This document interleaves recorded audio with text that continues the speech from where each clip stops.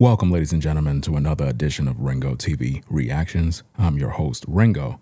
We're back again with another video, guys. Earlier today, I pretty much went live and I was talking about this particular topic involving Melanie King. She made a video talking about, please pray for my daughter. And I want to review this particular video in its entirety to break it down, find out what's going on, because there appears to be a lot of acting and a lot of dramatization in this particular video. And I want to educate the YouTube community on exactly what's going on. So without further ado, guys, we're just going to get right into it. No introduction. We're just going to get right to the point. So hit the like button, subscribe to the channel, support the show. Let's get into this particular content, right? So let me set this thing up real fast, do what we need to do. And we're just going to let her talk, and then I'm going to break everything down. Let's get into it. Guys, so I'm back, sort of. I have been gone from YouTube for over a month now, and there's been a lot that has been going on. Some things I can't talk about quite yet, but I will when I can. But the main thing, and many of you know this because I've mentioned my daughter being sick, my oldest daughter, who is 15, and I've talked about it just a little bit, but not much. And so I wanted to talk about that because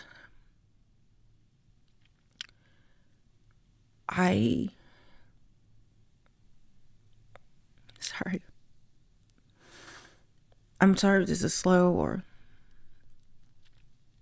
shaky. It's just,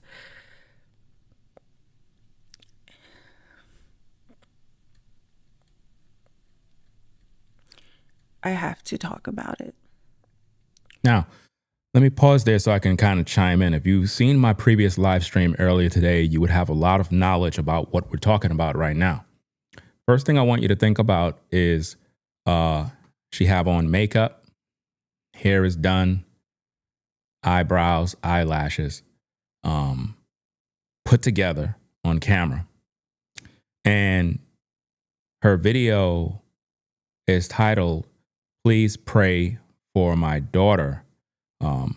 I really need your help." And what we talked about earlier is the fact that even though she published this, I believe it was about 9 days ago, she have a GoFundMe that has been set up that raised over $82,000 already in 9 days. On YouTube, she probably made another $100,000 in Cash App, Super Chats, PayPals, Super Thanks, you name it. And what we're trying to figure out is, why is she doing this now when this issue with her daughter been going on for 3 years now? Now, a little background for those of you that may not have seen my previous live stream.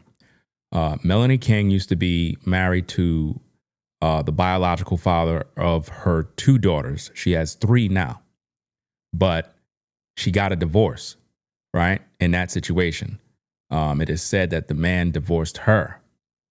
Then moving forward a couple of years later, she ended up dating, I believe, a fitness trainer or something along those lines, and had another child, right? She had another daughter. Now, in the process of her divorce, she'd been on YouTube making videos, hanging around Kevin Samuels, up and down with Kevin Samuels, to the point where you would know there's no kids around, right? Because the kids were most likely with the father, the biological father. But she wanted her audience to believe that her daughters were with her, when it was very apparent that the daughters were not with her. I'm a father. I have 4 daughters. And throughout this time on social media, you guys seen my family. You see my kids. You see them here and there. Right now, they're in New York. They went to go see grandmas. And when they're in the house, you hear them. Sometimes they'll interrupt me. Sometimes they'll make noise. But while Melanie King was doing her thing when Kevin Samuels was alive, you would never hear the kids in the house. You would never see the kids. And it was very alarming and disturbing because she would come on camera and she would say, oh, yeah, I had to take care of the kids today. And it's almost like she's making stories up. And I noticed this for a very long time.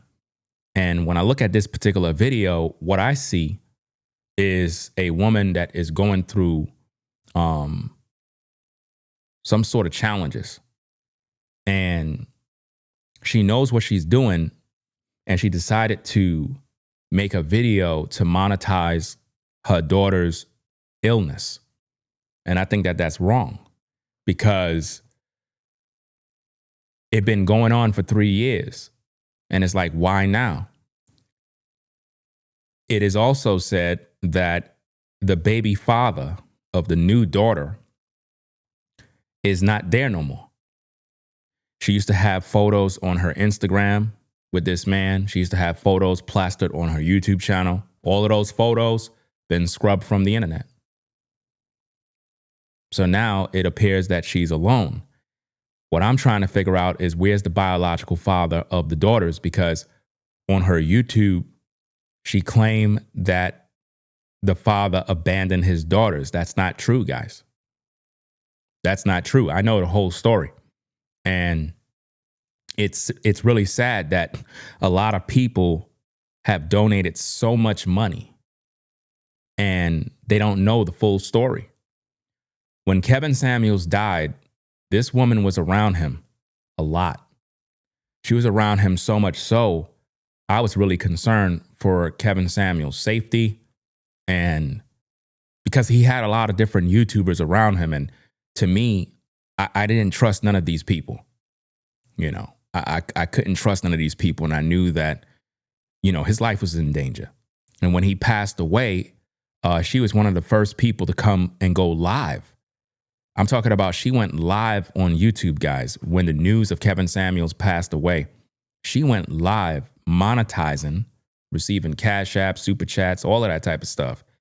She had on, I believe, a leather jacket that, based on all of the evidence, was Kevin Samuels' jacket.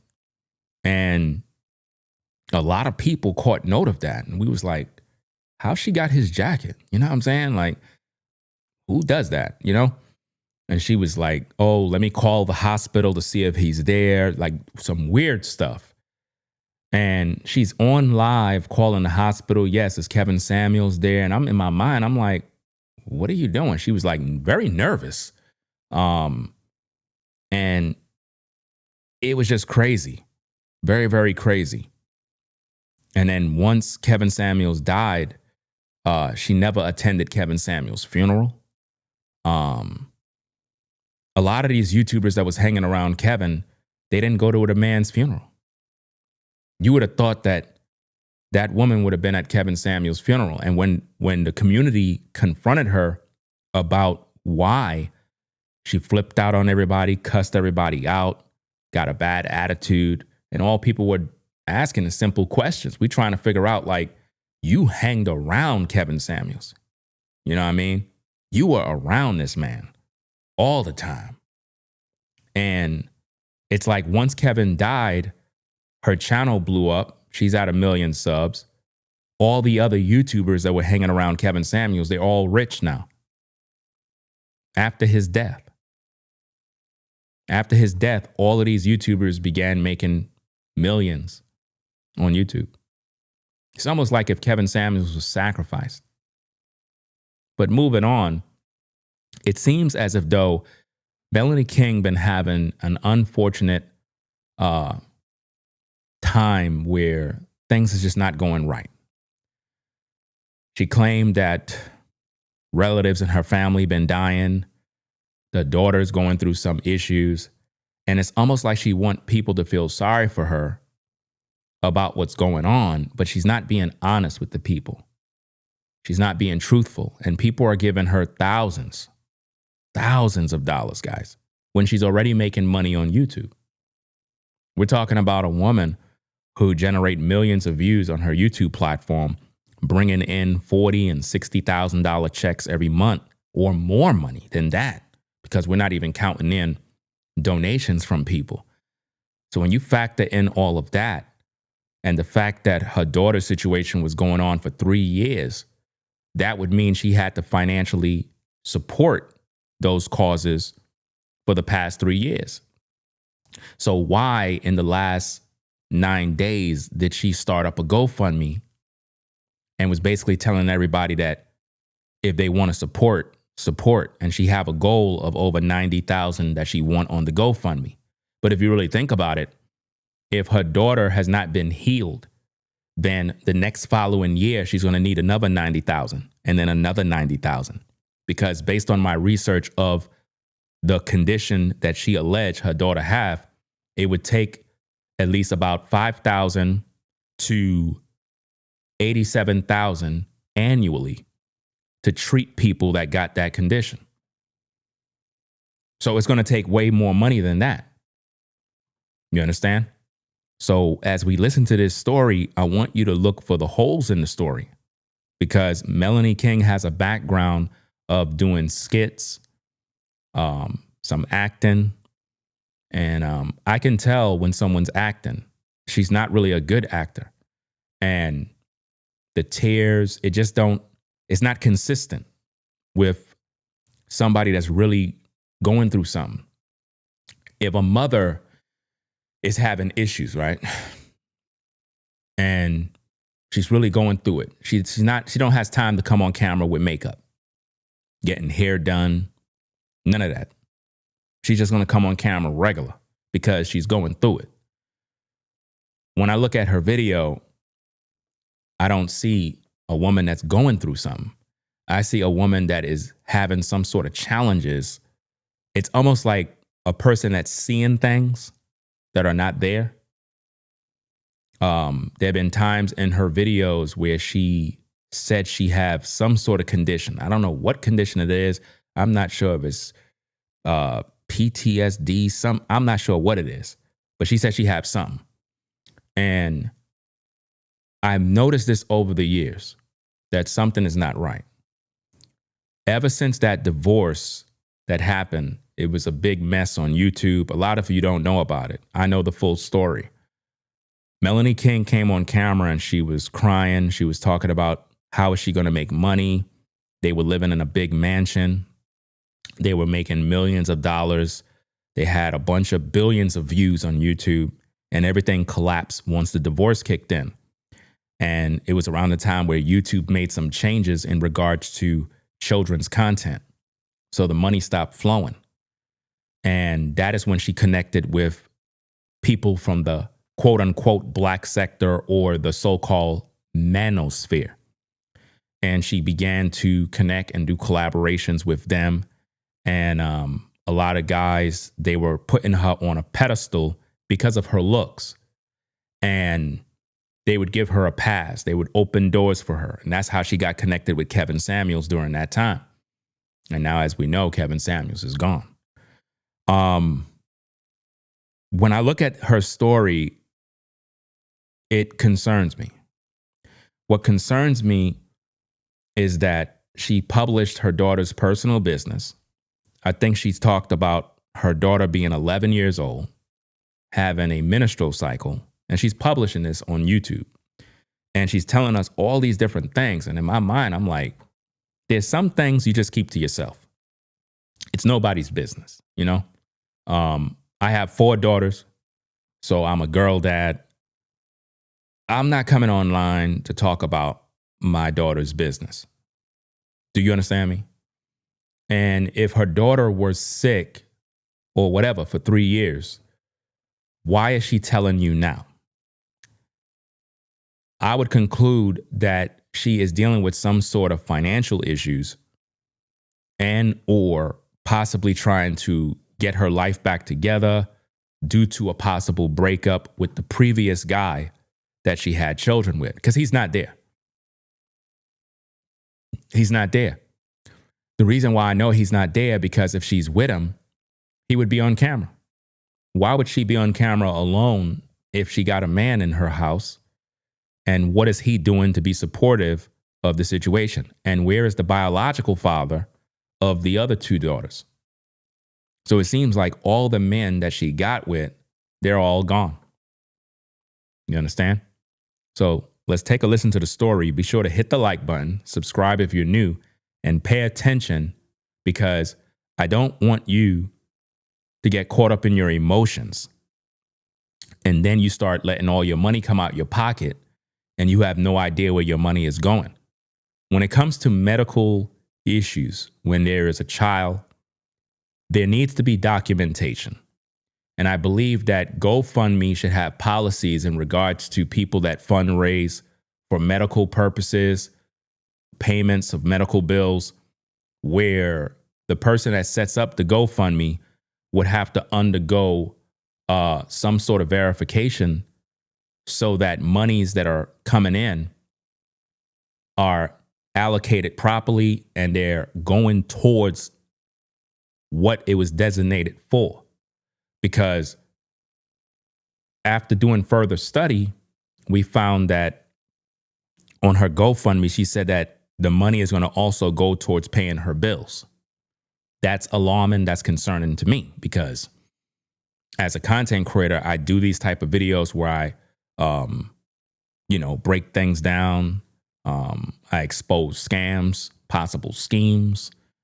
When something looked deceptive or they look like there's manipulation involved, I got to talk about it, because I want to make sure that the community is protected, because there's a lot of people that do this type of stuff on social media. And if you're going to donate large sums of money into a situation where you believe is going towards a child, it needs to go to the child, not to someone's personal life, not to pay off their car, not to pay their mortgage and their rent, but to go towards the child.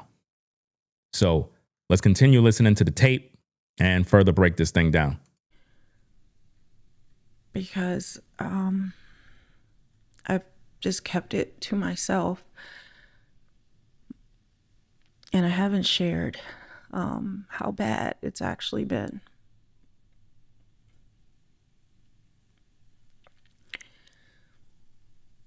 Like I said, the main part is my daughter being sick. So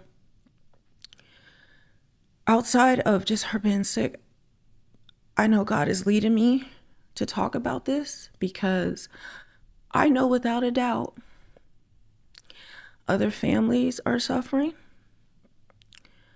other people are suffering, and may need answers that I did not get for 2.5 years. And it has been literal hell. But God is good, because what I thought would be the worst ended up being the thing that finally gave us an answer of what she actually has. So, and keep in mind, ladies and gentlemen, this video that she made was pre-recorded, which means not only was her daughter allegedly dealing with this issue for 3 years, but she took the time to set the camera up, get the lighting right, put on the makeup, outfit. So she planned to do this. This is not a spontaneous, out of the blue. No, let me go online, do a video about this so that I can get the sympathy and the financial support. That's what this is about. for the past 2.5 years. 2.5 years. Did you hear that? Let's go. My daughter, in around December of 2023, she came home from school. We had to get her early from school, and she felt extremely nauseous, and her stomach hurt really, really bad, like horrible. And then she was having like blurry vision. I mean, guys, it was just like, took her to school in the morning. She was fine. Then all of a sudden this happened. So I'm thinking maybe it's just, you know, a stomach bug, a flu or something like that, right? And then in a couple days she'd get better, kept her home. But no, it persisted. Like it would not stop. She couldn't like eat. And this is a girl who's a foodie, right? Watched cooking shows, been cooking since she was like 6 years old. Like she's like a true foodie. And she just like, it was like a persistent, constant nausea. And then if she tried to eat, it would just be so much pain in her stomach. Do you see what she's painting, guys? It's so much pain. Pain. She's a foodie. She's been a foodie since 6 years old. She's dealing with all this pain. It's designed to tap into those emotions to get you going. Let's go. On top of the pain that was already there. So, and this is an important detail I worried about giving out, but it's important because someone may have the same symptoms and it doesn't seem like it correlates. So she was 12. Her birthday is Christmas Day. So this started in December. She was turning 13. How convenient. Her birthday is Christmas Day. Are you getting it, guys? Her birthday is Christmas Day. So now her birthday is ruined. Her Christmas is ruined. Let's feel sorry for her. Are you getting it, guys? When you listen to this, don't let emotions come in. What I'm trying to show you is how people run a play on social media to get into your pockets. That's what I'm showing you. Listen carefully. That month. And she had began her monthly cycle around, like 11, and it had been like consistent, right? No problems. Why is she telling us about her daughter getting her monthly cycle at age 11? Why are you telling people this? That's nobody's business. You got the predators, you got all sorts of people out here, you're telling them this type of stuff on social media. Then when your daughter get older, she got to deal with this because you put her business on social media. Let's go. But then all of a sudden, she had a cycle that lasted, and at that same time, it came at the same time, that lasted like 2 weeks. And then it stopped. And then probably 3 days later, another cycle began. And it was just like constant. Like, so she's having all these menstrual cycles back to back to back to back to back. Are y'all paying attention? Are y'all listening to this? See, I have 4 daughters, so I know all about cycles. I know all about that. At the same time, I'm not coming on social media to talk about it. But she said that these cycles were coming on back to back to back to back to back on an 11-year-old. Let's go. We had never seen anything like this. And so, and she also was so constipated, like she could not use the bathroom for, I want to say, over 3 weeks. Like, that don't make sense. She said that her daughter couldn't use the bathroom, guys, in over 3 weeks. No. That don't make sense. You would probably die. That does not make sense, guys. I'm not buying that. Nope. But let's hear her out. And I'm not kidding you. And so as these symptoms grew, I started taking her to the emergency room. What did they say? And I remember the first emergency room we were in, waited there 8 hours. right? 8 hours. And she's just out of it, like just in pain, nausea, all of that, haven't been able to eat, all these things going on. And she's telling the story as she go, like she's making it up.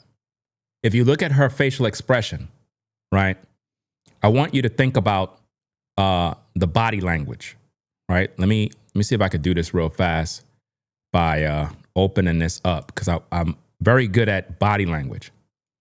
If you look at her face, right, what I see is someone who's angry.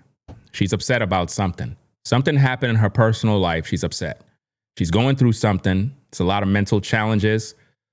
Something happened between her and a lover. It's all on her face. That facial expression is not the facial expression of something happening to a child. There's other things on her mind. Her lips, nose, and eyes says that she's hiding something. Something happened in her personal life. But in order to cope, she got to create a narrative in order to make herself survive whatever damage was caused in her personal life. That's what's going on here. Let's go back to the tape.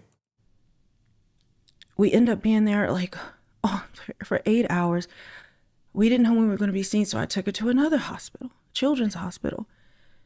In the middle of the night, it was like 3:00 in the morning, and they put a blanket on the floor, and they allowed her to have like a little, not a full room, but kind of like the triage place to lay down there. And I just laid on the floor, stayed with her.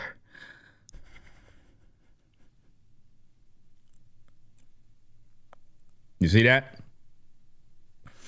And so we ended up waiting there, and then we didn't know when she was going to be seen, so I didn't go to another hospital. And then finally she's just like, "Mommy, can I just go home?" It was like traumatizing to her just to having to keep being at these hospitals waiting. Do you see that? It's traumatizing to her. She was just saying, "Mommy, can I go home?" So what that does is, to the listener that's listening, you're going to start to feel sorry and be like, "Man, I got to do something about this. You know what? Let me donate $1,000. Let me start giving my money, because, you know, the child, it's really about the child." So it's like, what I see is she's using the child in order to maximize profits. And that's something that goes on social media all the time, guys. Some people, they don't care. They would use their kids to get paid. They'll use their woman to get paid. It's a mess. We live in desperate times right now. And some people are willing to do anything. It's one thing to have a family situation that's going on, and you just keep it within the family. See, the things that we got to talk about is, where is her family? Where's her family? Where's the biological father of the children? Where's the baby daddy of the third daughter that was recently born? Where's her siblings? Where are they? Do you see what I mean? What we're listening to is storytelling at its best. Storytelling. That's what we're listening to. Let's go. Hit the like button. And so took her home. We're just hoping things get better. And then it just continues to get worse. And so finally took her back to 2 different hospitals and finally one emergency room. These are a lot of hospitals, guys. This is not making sense. She's back and forth to different hospitals. Anybody that's a parent, you know, taking a child to a hospital is like a mess. You're there all night, but she's saying that she's going to different hospitals. That don't make sense. That don't make no sense, guys. You don't got to go to all these different hospitals. And see, those of you that are real parents that know the game, you can see through this. You know it. Some of you mothers, sometimes your child can have certain issues and you don't want to go to no hospital. But they're, "Oh, Mom, my stomach, yeah, all right, let's go." And you go to the hospital and they don't do anything because they can't find out what it is. You know, and you waste your time. But you went anyway, and you were probably there 3 hours, 4 hours. But she's saying she went to multiple hospitals. That's exhausting, and that's designed to play on your emotions. That was directly tied to another children's hospital. That's a good point. Doesn't the child have a regular doctor? That's a good point. I mean, good. That's a good point. Children normally have their doctor. You know? My girls have their doctor. Where they get their checkups, they get things checked out, boom, boom, boom, and it is what it is. So, and normally their doctor know them, and they have a file on them. They have a file on their medical history, all the different checkups, all the reports, everything. But I don't hear that in this story. She's just taking the child to different places. Like, where's her doctor? Let's go.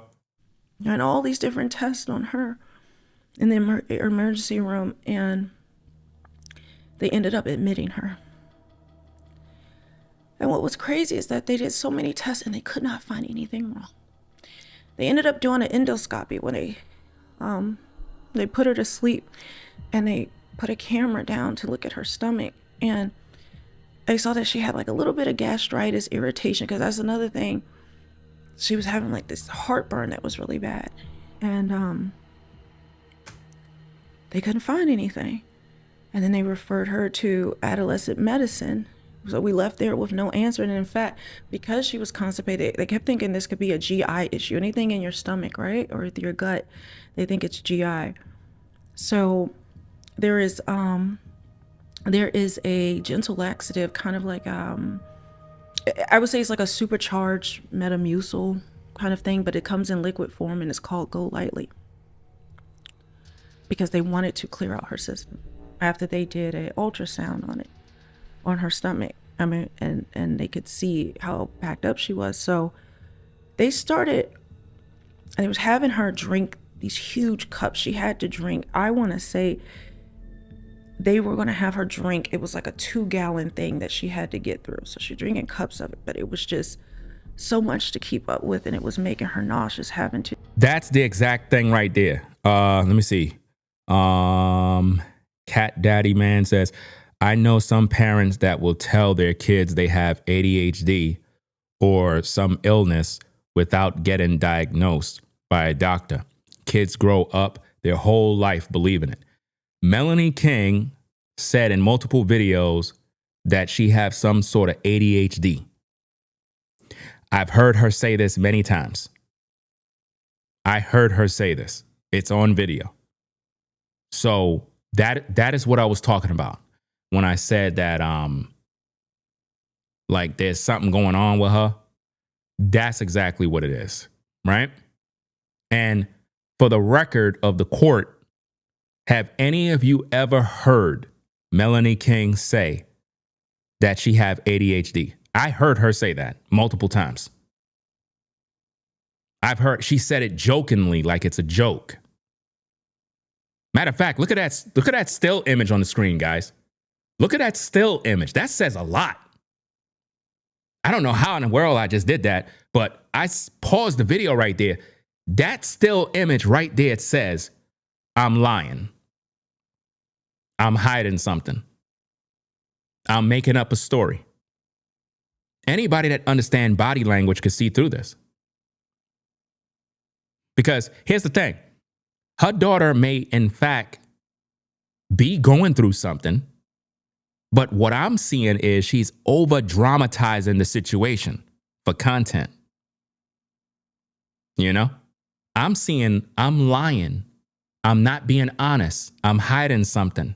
It's in her eyes, guys. You can see it. She's not being truthful. She's not being honest.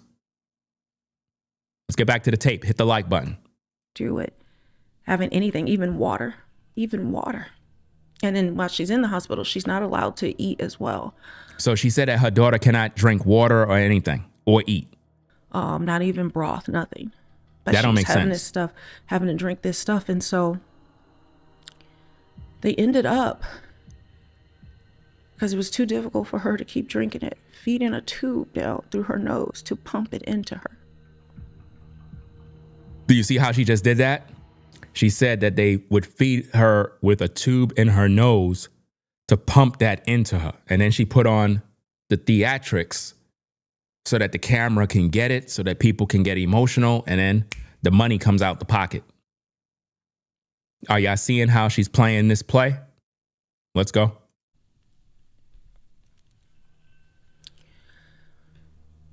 So after her symptoms improved just a tiny bit, I think because they did an IV and she had hydration.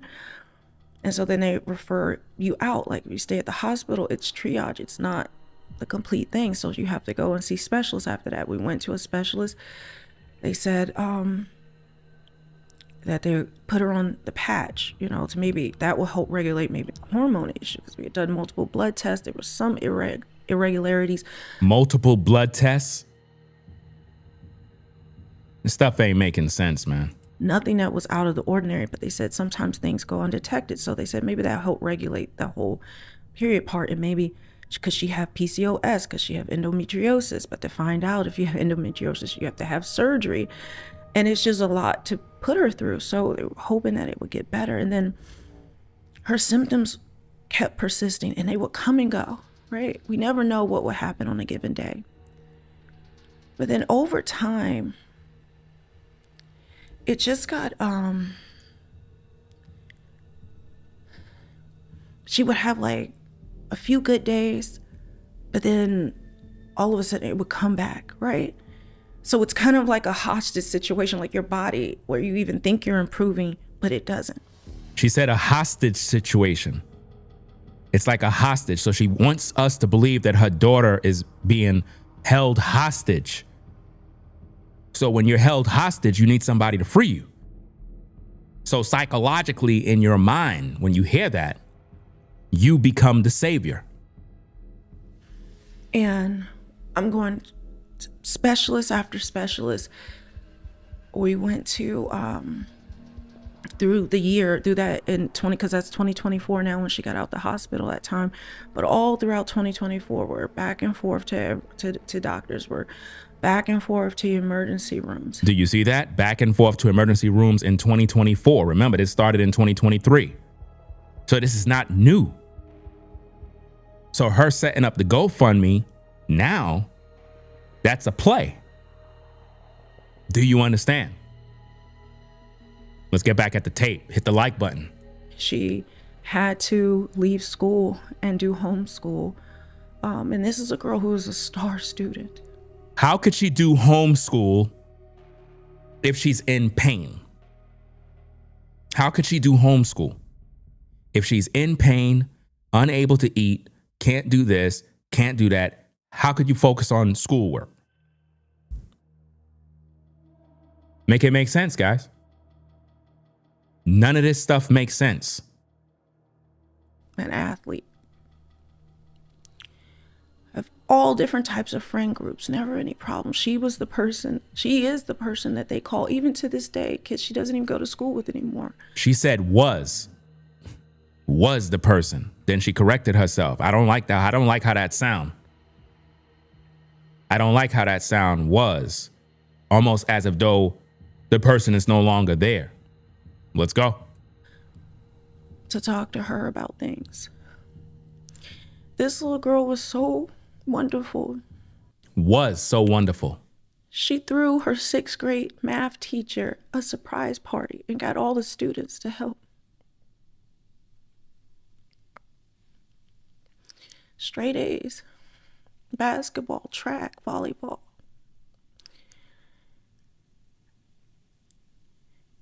And she became a child that could barely get out of bed. If she could barely get out of bed, how is she doing schoolwork if she is being homeschooled? This is not making sense, guys. That's what I mean. It's like she's making up these stories as she go. These stories are not making sense. And that's what is disturbing about this. Let's go. And she's such a good student with the homeschool. She did so much schoolwork through her online school that she skipped her. Why would she be trying to wipe away the tears if it's coming from the heart about your child? Why will you be trying to wipe away your tears? It's like you're concerned about your makeup. This is not making sense, man. Great.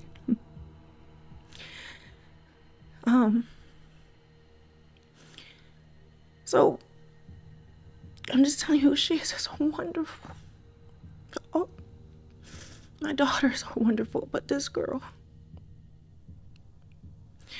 So to see her like that and no answers, then 2025, same thing, going to endocrinologist, allergist. It's given Erica Kirk vibes, definitely. Somebody had said that on her page. Somebody in the comments said that is given Erica Kirk vibes because Erica Kirk didn't seem like that she was even concerned with the fact that her husband died. So it's like, it's kind of weird. And she's given that same type of vibe. But let me see if I could get some info, guys. Give me a minute. Let me see if I could do this real fast. Because I want to keep the content interesting for the viewer. So let me see if I could do this. Give me a minute. Gather some information. Let me do this real fast. Okay. Because we want to get down to the bottom of this. Now, her original video gathered over 350,000 views. Now, I didn't have this plan, but I'm going to do that. I'm going to do it in this video. Give me a minute. I got to set all of this stuff up. I didn't have none of this plan, but we're going to let it rock. So let me gather these receipts.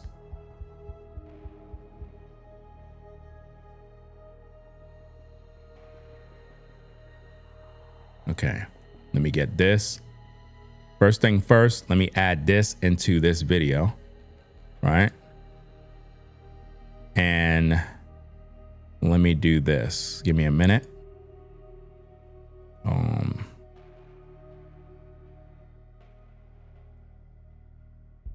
Okay. We're going to check this out in a minute. Let me gather some more receipts so we could break all of this stuff down. Okay. I'm not showing her daughter because her daughter is underage. So I'm not going to do that out of respect. But let me gather these receipts here.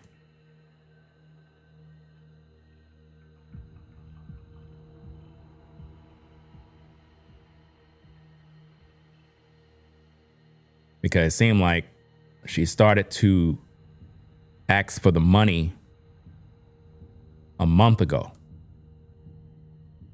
And she started to utilize her platform to get the money out of the people. And when I see stuff like this, alarms go off in me. Because one thing I don't like is when people enrich themselves by using their children. I don't like that. All right. Let me go to the GoFundMe and get this receipt as well. Gather up all these receipts so that we can have the conversation. All right.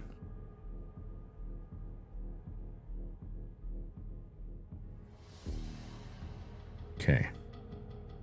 We got the GoFundMe. Let me go to her video. Well, we got the video ready.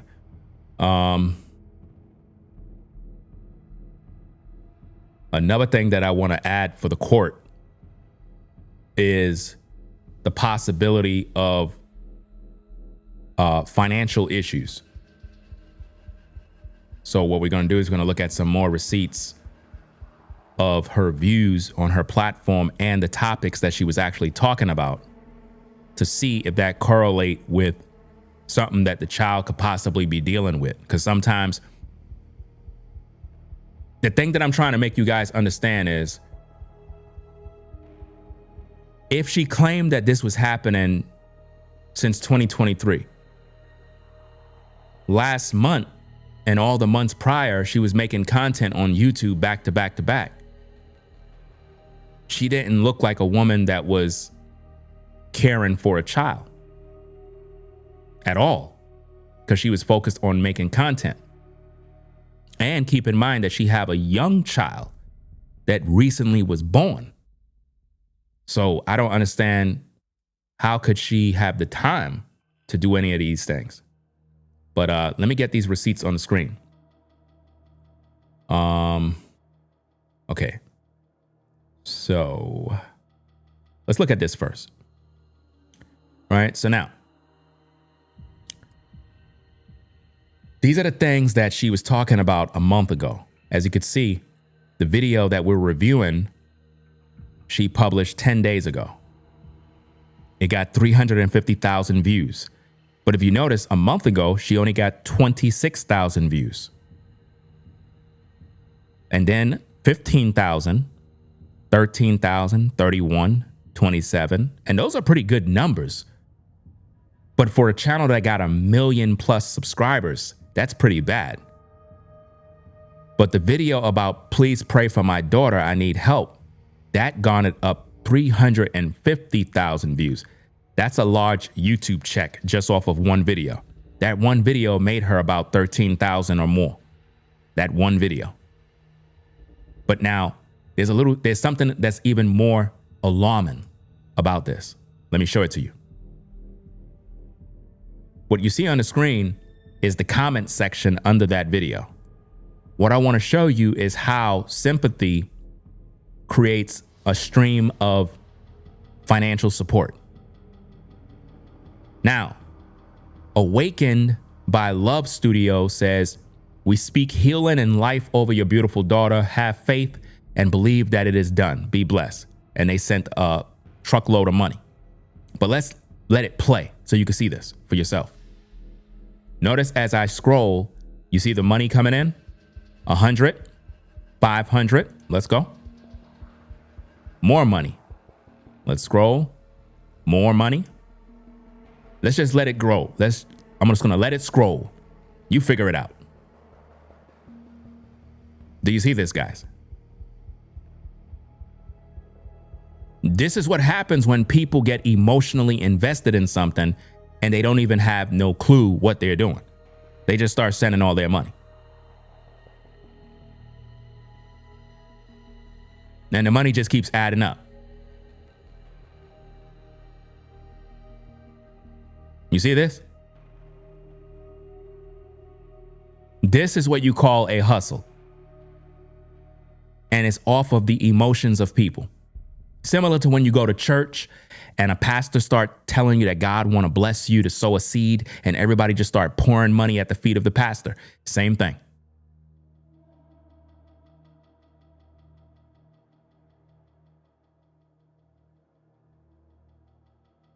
And I had to eventually just stop scrolling because it's like I'm scrolling and scrolling and all you're seeing is people sending more and more money. But I want you to see this for the record, for the court of public opinion. And everybody's invested. So let me take that off. Now, let me put up some more information. Let's check this out. Let me see. Got to make sure it's clean before I publish. Okay. 3 days ago, she made a community post saying, I had to call an ambulance to rush Naya to the hospital. Please pray. Almost 6,000 likes, 1,100 comments. That is to regenerate the money flow to get people invested emotionally again. In other words, she had to rush her to the hospital, guys, so we need your money. Do you see that? We don't need to know that you had to call an ambulance. That is something her family should know about. Do you understand? So it's like she turned the daughter situation into content And that's wrong. So right here, 8 days ago, she says, if you've been trying to donate and it didn't go through, thank you so much for trying. And I'm sorry, the donations came in so fast that Cash App and PayPal flagged my account. And I don't use them often excuse me. So the easiest and most reliable way to help right now is through GoFundMe. PayPal also still works for receiving. So if you prefer that, it gives her PayPal. It says every bit goes straight to my daughter's medical care. Now that's what she wants you to believe, guys. She wants you to believe that every bit goes to the medical care, but that's not true. We're going to get into that shortly. Every bit goes straight to my daughter's medical care and keeping our family steady. That's the part you need to be concerned with. Your prayers and your generosity have meant everything to us. Thank you from the bottom of my heart. Right? Let's get some more receipts. Right? Let's see what we got. Nah, not that one. Nope. This one. Yeah. Let's get this on the screen. Wait a minute. Give me a minute. Let me see which one it is. Okay, yeah, this one. Let me make sure. Okay, it's good. All right.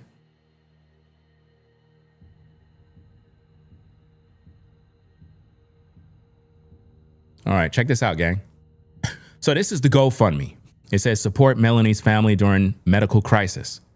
Now, again, I believe that when you have YouTubers or anybody that say they have a medical crisis, I personally believe that the way it should go is that GoFundMe or whatever site should have some sort of verification process where if somebody's trying to fundraise for medical purposes, the donors need to know that the funds is going towards that and that only. Because a lot of people use scams and schemes in order to enrich themselves. Right? Right? So now, let's look at this. Support Melanie's family during medical crisis.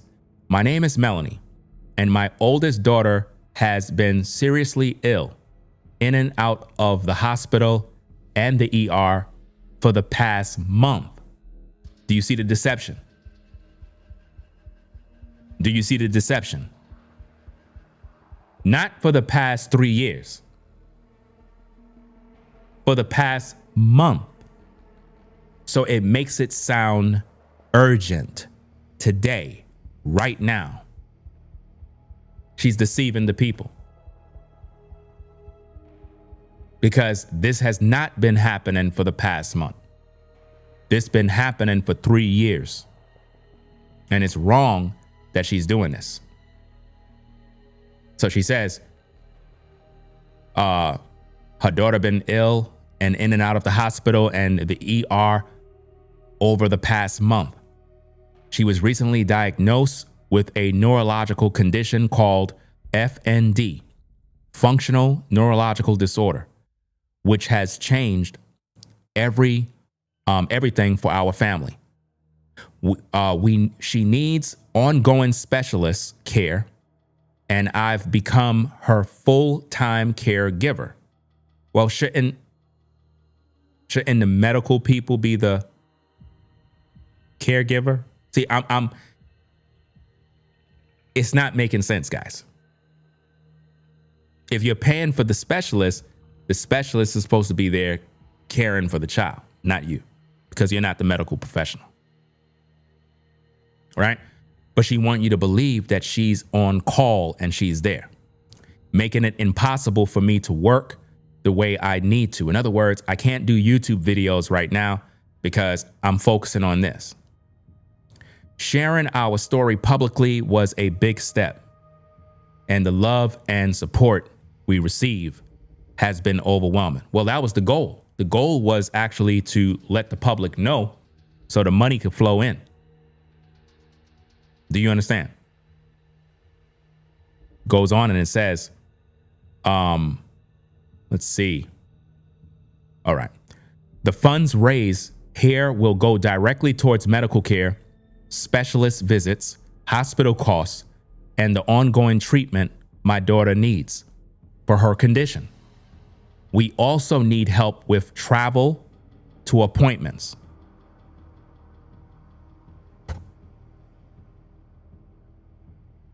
You don't got a car?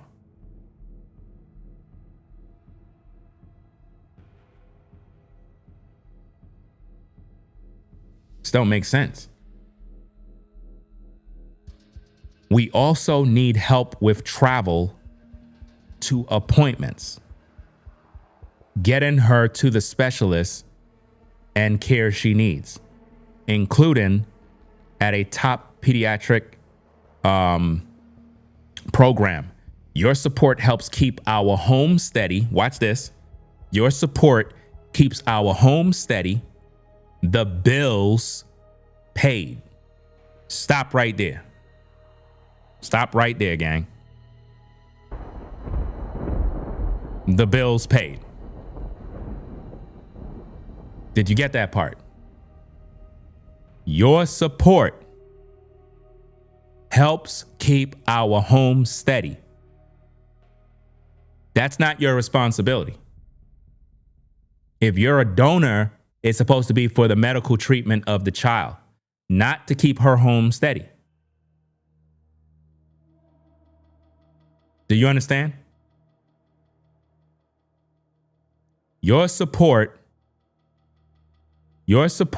helps keep our home steady, the bills paid, and my 3 girls cared for while we get through this.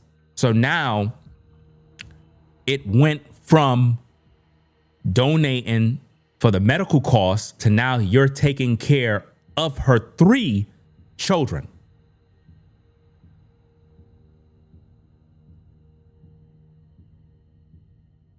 Shouldn't the baby fathers be taking care of their kids?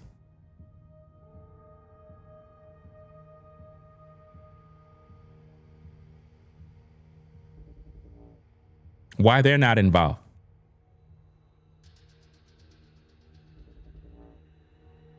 Where the daddy's at? He don't ever visit his kids. He don't ever take the kids to give you a break. Man, I tell you, man, y'all got to pay attention to this. So the money is being used to pay the bills at her house and to take care of the 3 girls so that they're cared for while they get through this. Every dollar, no matter the size, takes real weight off our shoulders and lets me focus on what matters most, helping my daughter heal. But keep in mind, this has been going on for 3 years. So it's not ending. It's been going on for 3 years, guys. So whatever money is raised, what about next year? What about the year after that? Because she asks for prayer. If everybody's praying to Jesus, right? My question is, why none of the prayers have worked to heal the child? Where's the faith? And where's the miracle working power of God? Where is it? Because, you know, a lot of times people believe in religion and they believe in the Bible. And when situations like this happen, everybody's praying to God, but nothing's happening. Do you understand? And I'm not saying prayer don't work. What I'm saying, it's not working right now. If you got all your YouTube followers praying for you and your daughter is still going through this, that is a serious problem. That means God is not answering your prayers. And you don't have faith. Right?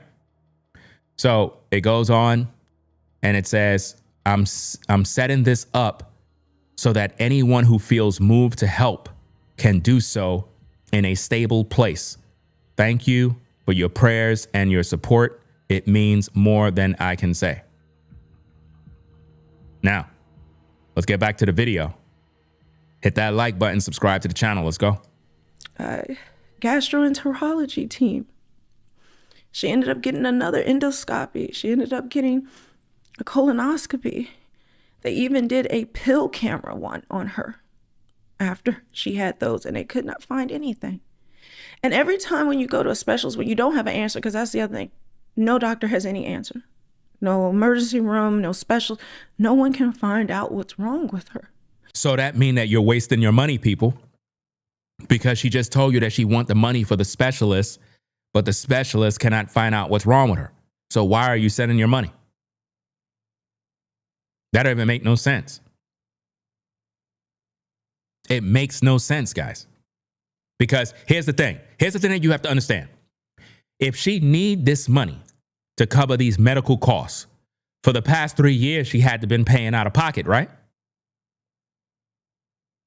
So all that time she been paying out of pocket and nothing been working. Does that make sense? And as you're going to different doctors and specialists and run tests, if you've ever been sick, if you've ever dealt with a sick family member or a sick child and you don't have answers, there's a hope, right? That you get when you think, okay, the next one, like you really tie your hope and I mean, God, it finally opening a door and because we've been praying and all of that. And just every time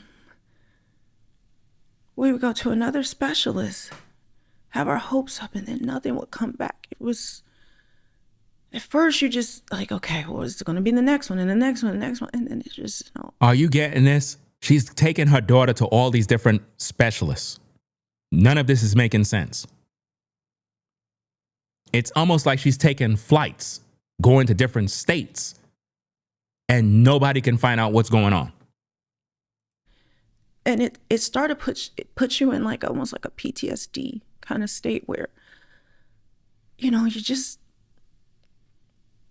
holding on to hope and trying to manage.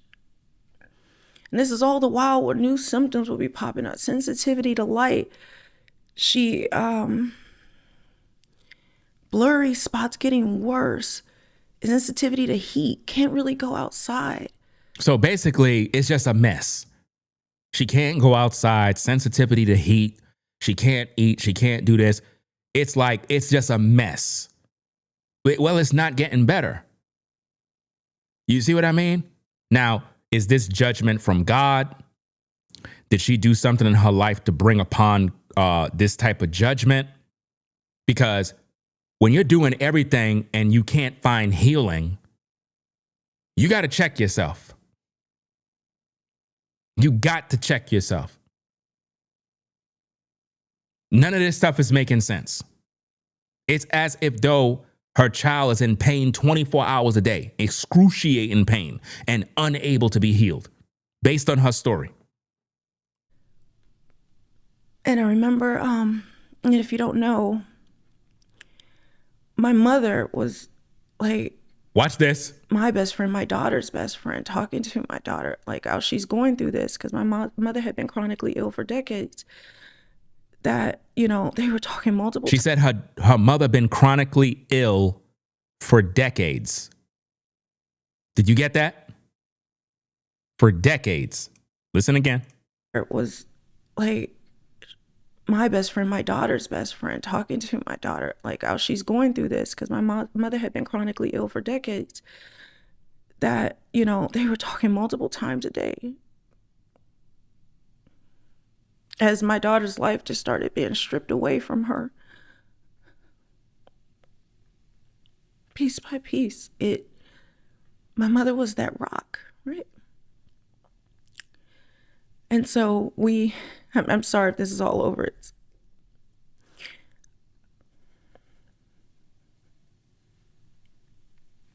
So she'd been helping us get through, you know, my whole family, but my mother and me were they were best friends.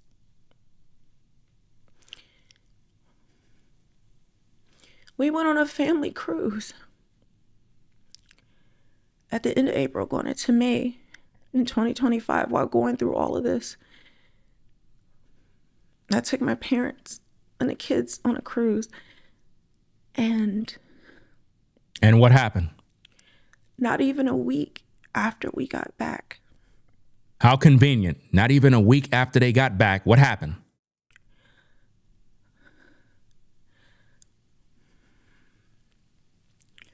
My mother dies. Do you see what she's doing to you guys? Are you trying to understand what's going on here? What she wants you to believe is that she's just going through hell and hot water. She's dealing with the issues with the daughter, and now let's throw in the mom. Let's get those emotions really going. And for those of you that lost a mother, it'll make you feel some type of way if you've been invested in her story. I lost my mom to cancer. At the same time, when I listen to her story, I know she's running a play. I know she's running a play, and I don't like that. I don't like that she's using these type of stories and these trigger words to make the people, the viewers, feel and be emotionally connected. That's what she's doing.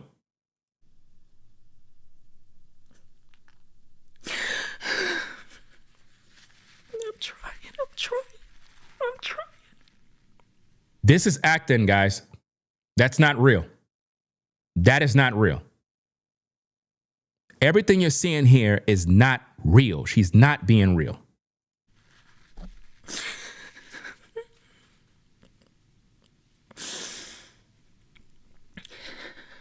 It was technically Friday morning, but it was gone. It was like Thursday night going into. Guys, she's sitting in front of a microphone recording this to publish on a public platform. This is not real.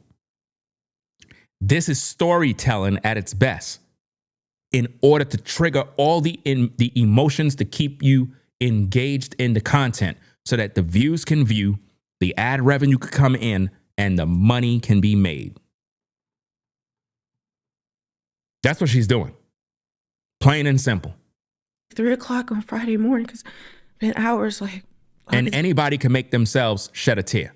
All you got to do is think of something. You guys seen me when I would be doing videos and I would be talking about my mom, my eyes would start to water up because I start remembering my mom. Anybody could do that.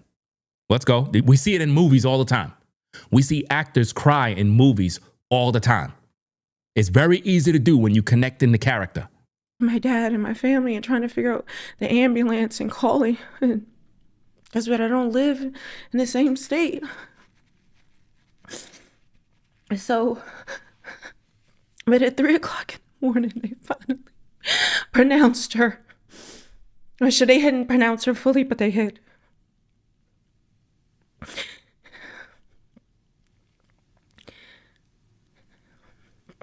They had ran everything, and there was nothing else that they could do. And I'm praying and I'm saying, Lord, heal her. And I'm screaming and I cannot believe it. Everybody is always praying to the Lord, and the Lord ain't doing anything. I'm telling you, man, religion really got everybody messed up. Because everybody, when they're going through something, they praying to the Lord, and the Lord never does anything. It's like people just wasting their time. For real. I'm just being honest. Because anytime something happens, everybody want to pray to Jesus, and ain't nothing coming through. Everybody just dying. Let's go. And my family FaceTimed me because that was the only way I could see my mother. I couldn't be there. It was like 3 o'clock in the morning, so before they were going to pull the ventilator because she wasn't breathing on her own anymore.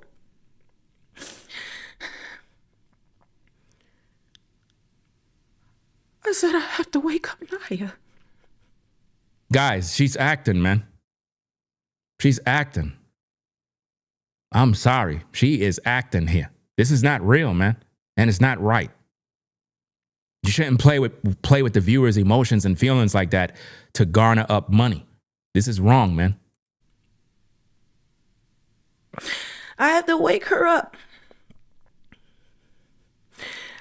I can't let my mother die and she doesn't see her for the last time or say something to her while she's still there. Do you see how all the stories are connecting? In other words, she had to wake up the daughter, to rush the daughter in so she could see the mom before the mom closed her eyes. Everything is connecting together and it's all one big horror story. And she need your prayers and your money. Let's go. I had a panic attack because I knew what it meant. This girl fighting for her life.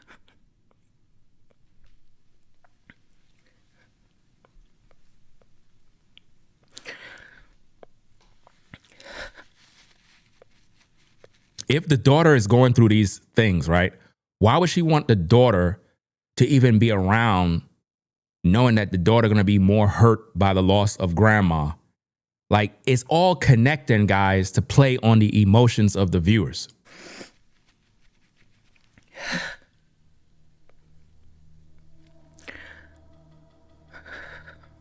But I knew I had to do it.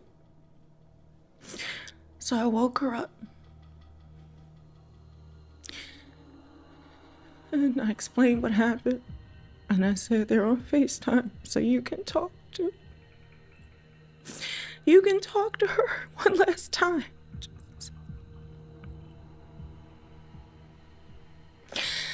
And so... And you got to think about this, guys.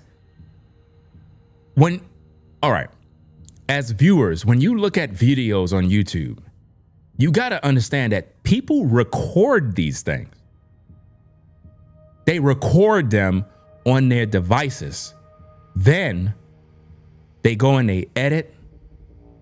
Oh, I can't wait to upload this. This is going to get a lot of views. So everything that you're seeing, she had to process this video, make sure it's look good, color grade, then upload, knowing that she's going to get a certain reaction. Just like a movie.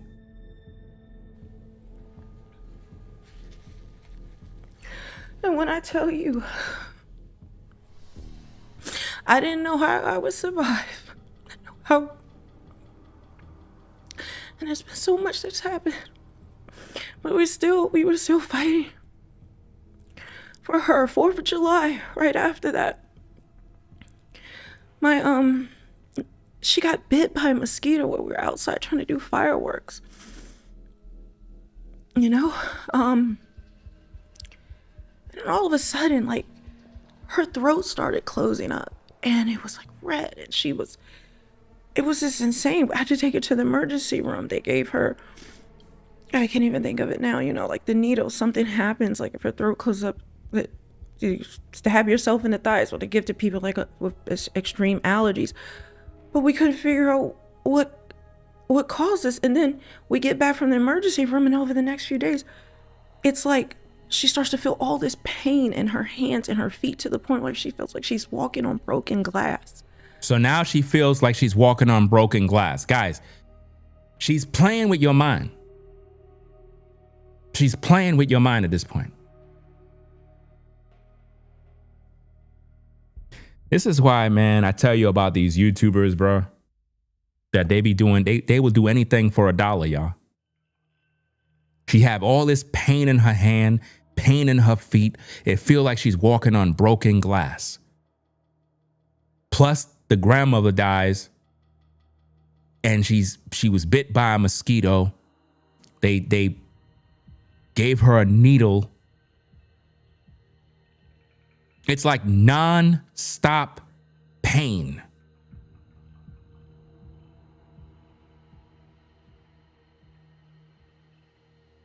Don't make no sense.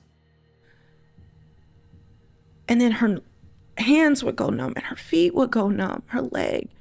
All the hair fell off of her legs.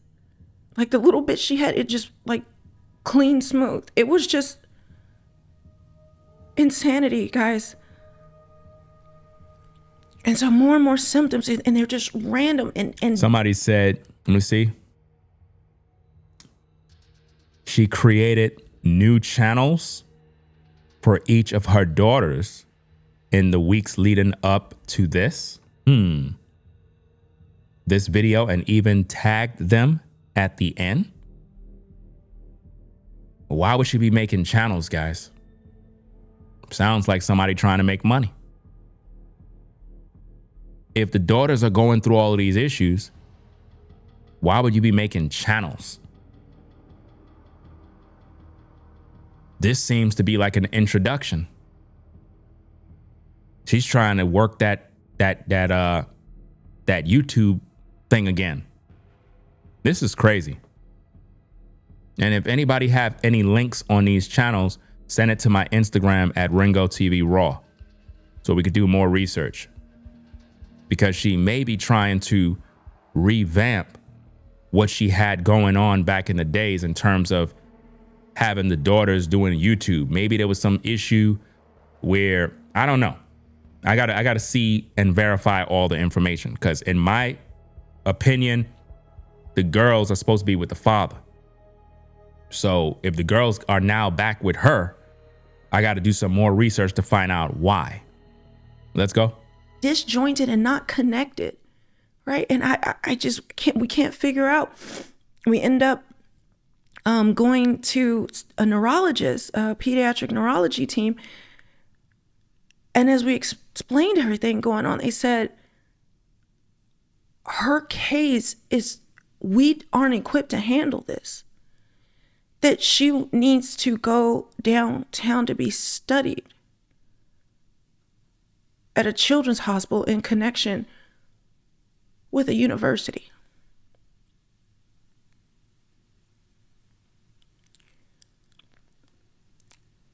And I just couldn't believe it. She's acting, guys. She's acting.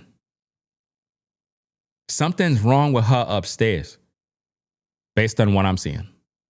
This is not normal.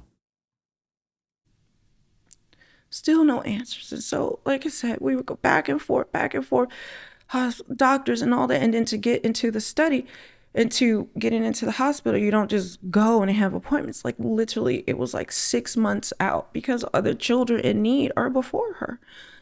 So we're just left with, and that's the other thing I forgot. Even the rheumatologist we went to, a specialty one, couldn't find anything. So finally, she would have times where she would feel good, like good enough, never fully okay, but you learn to live when you are chronically ill. You have good days and bad days. You have some good stretches and bad stretches, but you're never free of any symptoms. They're just better than the extreme. And so I started trying to take her to the gym just to get her out the house and maybe just like strengthen her. And she started to feel good. She started to just try to push through everything. And she would still have all the symptoms, but we were fighting. And then finally, so that was all through December and January, from 2025 to 2026. So finally, after January and February, she caught the flu. And that's what just sent us back spiraling down into the worst it's ever been. You don't notice that it's going from bad to worse? You don't notice how her story keep going deeper into a pit? Got the flu. Now she got the flu. So she already dealing with all of these other problems. She already feel like she's walking on glass. Hands, feet hurting. All this illness stuff. Now the flu. And then it was like all these other symptoms just start popping up and they would not go away. They would get worse. Every day in the morning, she would call me from her room. And you see how she's like this with her finger like this? Guys, she's lying. She's making up this story as she go. Started to dread the call, not because I don't want to hear from my baby. I want to know because I feel helpless as her mother. And I'm scared she's going to have a bad day. I'm scared it's going to be worse. Like you live in real fear. I just wonder. She says she lives in real fear. So she's not following God. If you're living in real fear, there's no faith in God. So when she asks you guys, oh, pray for me, pray for my daughter, she don't believe that. What she want is money. That's the prayer, money. A lot of people be asking people to pray for them. They don't care about no prayer. They want money. That's what's important. To be healed, I'm crying out and begging to God. I'm scared to wake up in the morning, sleepless nights, worried, but believing God is not going to abandon my child. And during this time, she called me. And every day it was getting worse. And then like her mental health really started to go down. I could see that she was getting depressed because she was fighting through before. But this last time, I could see. And then she started to describe to me, so that's what happened in February, then March, and I'm still like, we're going to get better. We're going to get better. Going to get better. We still have no answers. We don't know what to do. And she even's gotten to the point where I don't want to go to the emergency room because nobody can help me. No one's going to help me. Notice how she keeps saying that going to the emergency room, nobody's going to help me. Going to the hospital, nobody's going to help me. Well, and why do you want money for? Because you're saying that you're paying for specialists. Where's the receipts of these specialists being paid? That is what all donors need to ask for.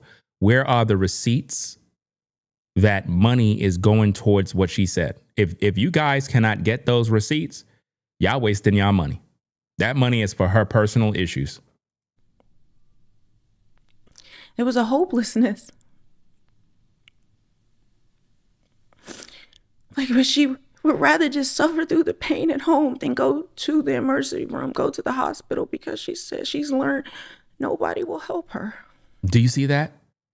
She want you to believe that the daughter have convinced herself that I would rather just stay home and suffer the pain because anytime we go to the hospital, they're unable to help me. She's trying her best to play on your emotions, ladies and gentlemen. That's why I do these videos. People always getting mad at me when I do these breakdowns.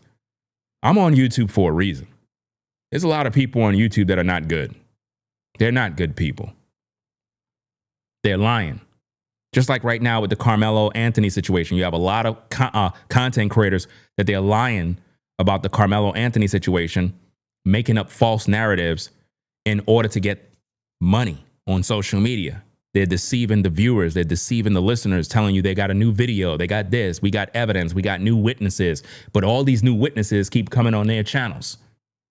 These witnesses are not going to Carmelo's mother or Carmelo's father. They're not going to them. They're going to YouTubers. Guys, it's all for money. That's why you should never support YouTubers that are lying to you. And so in March, and like end of March, going into April, going through all of that, and then I could see she's depressed. Now she's depressed. And in pain and all the symptoms. And then all of a sudden, like, she started saying things. She's like, I think something's wrong because I keep having to redo things, recheck things over and over, like 3 times. And I started to say, I said, the way she was describing it, I said, this sounds like OCD, which people who are chronically ill, especially with her, we don't know when the symptoms will pop up. We don't know what it is. We don't, She started just like checking, like, did she do that schoolwork? Did she finish that thing? It was like her brain was started looping. And because when you live in fear of like, can I eat today? If I feel good and I think I can eat, if I eat, will it cause the extreme nausea and the pain to come back like you are living? It's really like a PTSD that created this, the trauma of being ill. And I started noticing this. And so I'm trying to get referrals and things to help treat that. And then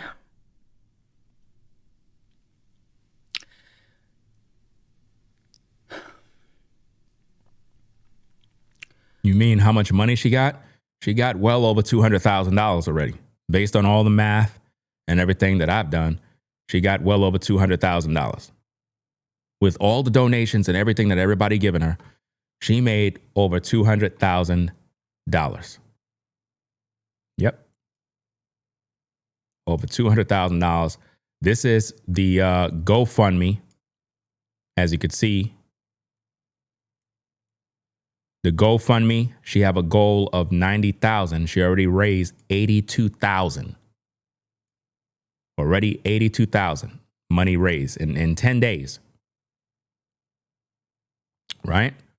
Then on YouTube, she got thousands of dollars, plus the Cash Apps, the PayPals, plus her YouTube earnings. So when you put all of that together, about $200,000 earned. And up to now, she didn't give nobody no receipts on where the money going. And for all you know, it's just to pay her bills. That's it. Making hubby on Easy Street. Hit that like button, subscribe to the channel. Let's go. That is when it got really bad. So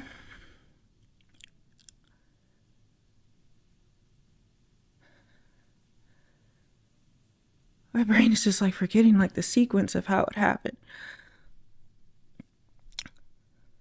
But I noticed she started being out of it. Like, this girl's always sharp. She's always like, she has a Mensa level IQ. I'm like, I want you guys to think about this. If her daughter's going through all of this stuff, how does she have time to make this video? If her daughter's dealing with all these issues, right? And the daughter's supposed to be in the house, right? How she got time to make that video? Who's watching the daughter? Who's watching the baby?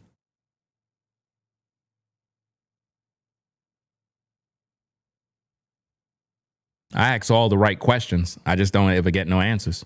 she remembers things. I forget everything. Like but she could not remember things. She would just be sitting and kind of like staring, and it only happened for like a day or two.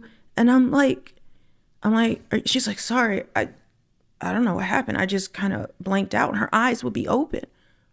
And I'm like, guys, YouTubers are evil.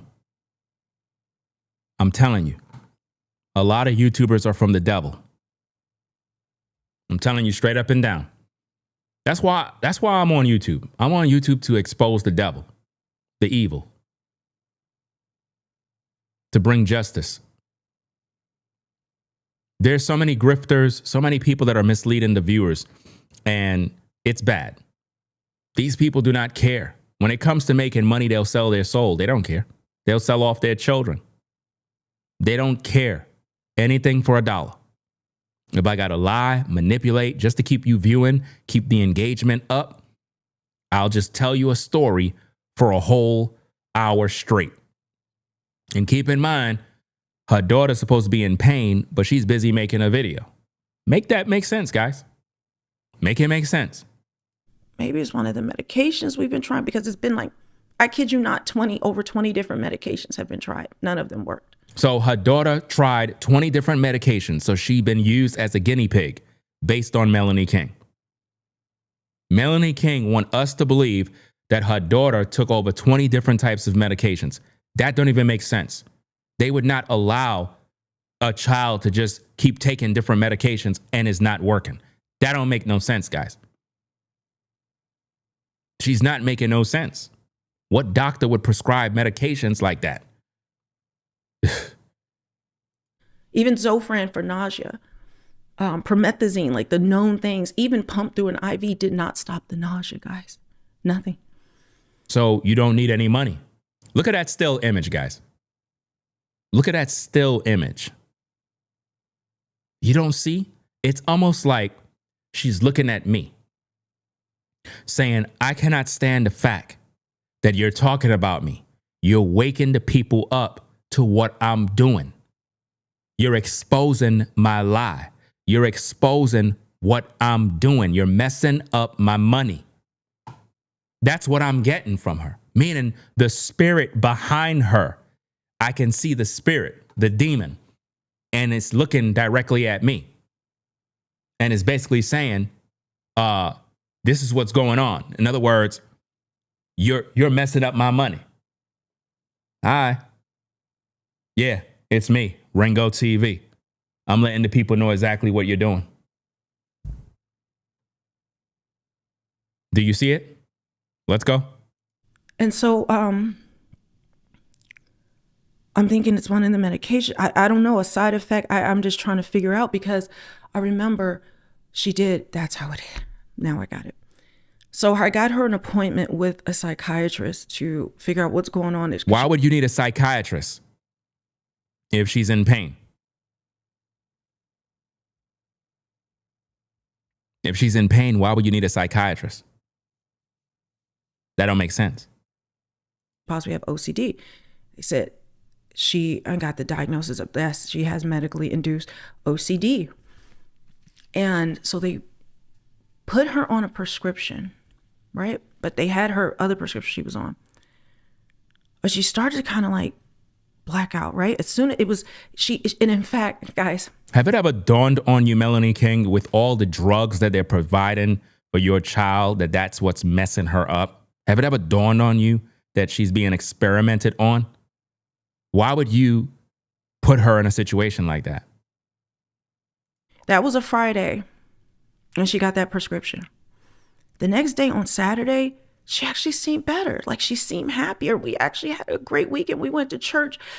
And I remember looking at her in the passenger. But that's the whole thing. At William, he said, there's nothing wrong with OCD. I have it. That's the whole point that I'm trying to make, and I'm glad you're here.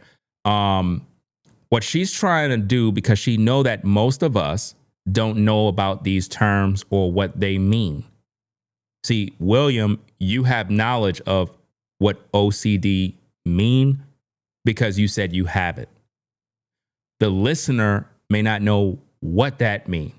So what she's banking on is the ignorance of the viewer. So once you hear it, you just think the worst. No hope, pain, suffering. That's what the average viewer would believe. So she's playing on the emotions of people and their lack of knowledge. Side. And she was smiling, and she was like, I want to just go everywhere. Let's go out to eat. Let's do this. And to see that joy in her face, and it was like, my baby girl,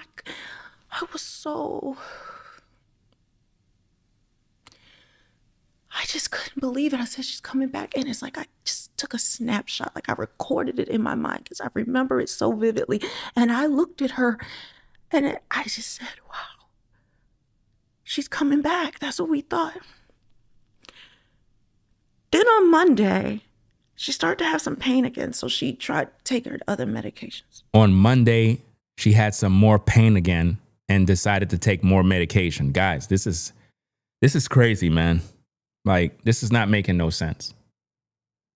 It's not making no sense, man. To help with that. And then nausea. Okay, we talked about it. So I'm worried. I'm like, please, God, please don't let her go back into the worst. Please, please, please. She was just so happy yesterday, but she was trying and fighting through it. Trying the different prescriptions and things. Then on Tuesday,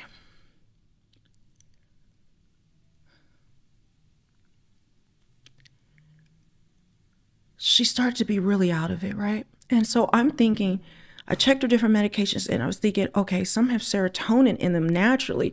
Could she be having like a serotonin overdose, like too much serotonin to the brain because of the medications? But I'm thinking, are you hearing this madness, fam? And she's doing this on a public platform. At this point, somebody should be checking in on these kids to see what's really going on. Because you're talking about all this medication, she's taking this, she's taking that. Fam, what are you doing to these kids? What are you doing with all these different medications? You know, the doctors approved this, so it shouldn't be a problem. And so I did a normal pediatrician visit that day. But the doctor couldn't figure out anything and said, you need to take her to the ER.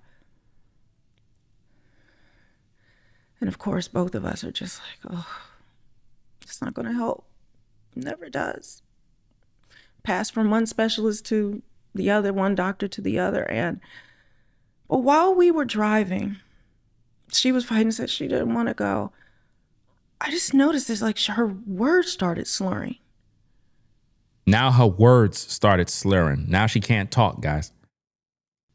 And then she started saying, everything's black. I can't see. And her eyes are wide open.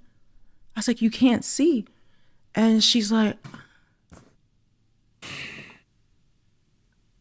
eyes open, not even blinking, just, and I'm shaking her. And like, I was like, what is going on? Are you here? She's like, I'm sorry. I don't know what happened. She's like, I still can't see. So I rushed her to the emergency room. So she rushed her to the emergency room again, guys. She's at the emergency room all day. Now her daughter can't see. I mean, it just keeps going from bad to worse to worse to worse to worse. But she's asking people for prayer, but none of those prayers are working either. They take her in. And she starts to go under. She can't remember, like, it's like she's in a different place. She can't remember what year it is. She can't remember how to spell her name. She can't remember her sisters. She can't remember, like, where we live. Like, she can't remember anything. And I'm like talking to her. And I'm like, yeah, this sounds like serotonin overdose. So they ran tests on her. And they said, based on the levels we're seeing, we don't see it. And so, but she still is like completely out of it. And so they end up transporting her downtown to the main hospital for children, one of them, and by ambulance. And so we get there. Hey guys, I don't want to give you all this video is long enough, I'm sure. But we get there, and you know what, the details are important because somebody else is going through. So we get there and she's admitted. And that night, they started on the IV and things like that. And she started to feel a little better. She started to be able to come out of it and talk. And because that's the other thing, she started not being able to move when she was in that state or respond to anything with her eyes open. And so that was going on all that night. And then sometimes her eyes would close. But then she couldn't even walk anymore. Now she can't walk, guys. Are y'all seeing this? Think about all the pain, the problems. Now she can't see. Now she can't walk. All of these problems. It just keep getting worse and worse and worse and worse. Even when she was awake, she couldn't, like, it was like a paralytic state. But then there were times like where things would come back, right? Back and forth. And so she's seeing the different specialists there. And they finally, and then her symptoms, it's just,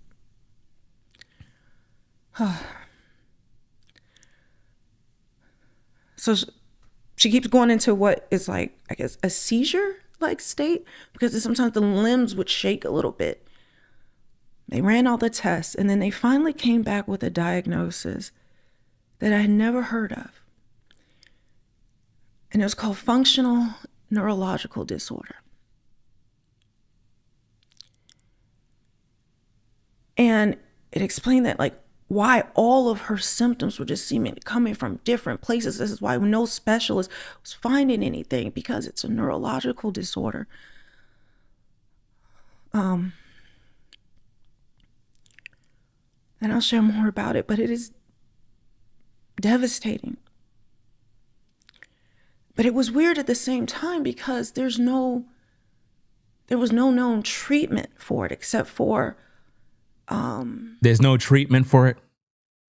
Guys, y'all giving her all this money and she's telling you there's no treatment for it? This is crazy, man. To take Cymbalta, to add that to a list, and you have to, it's a whole thing. I don't want to get into everything here, but there's no like medication or like immediate treatment plan. There's no immediate treatment plan. So then why do you need the people's money? Why do you need the money?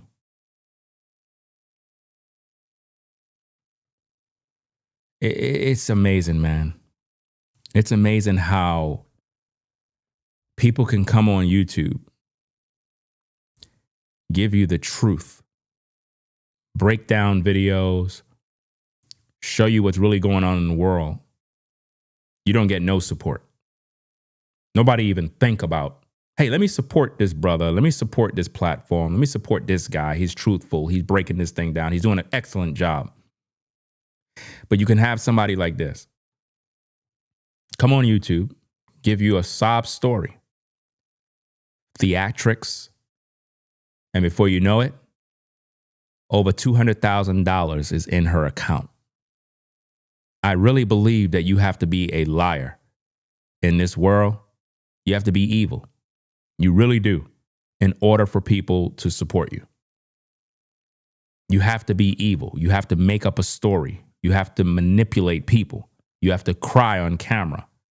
You got to create a narrative, lie, play with their emotions.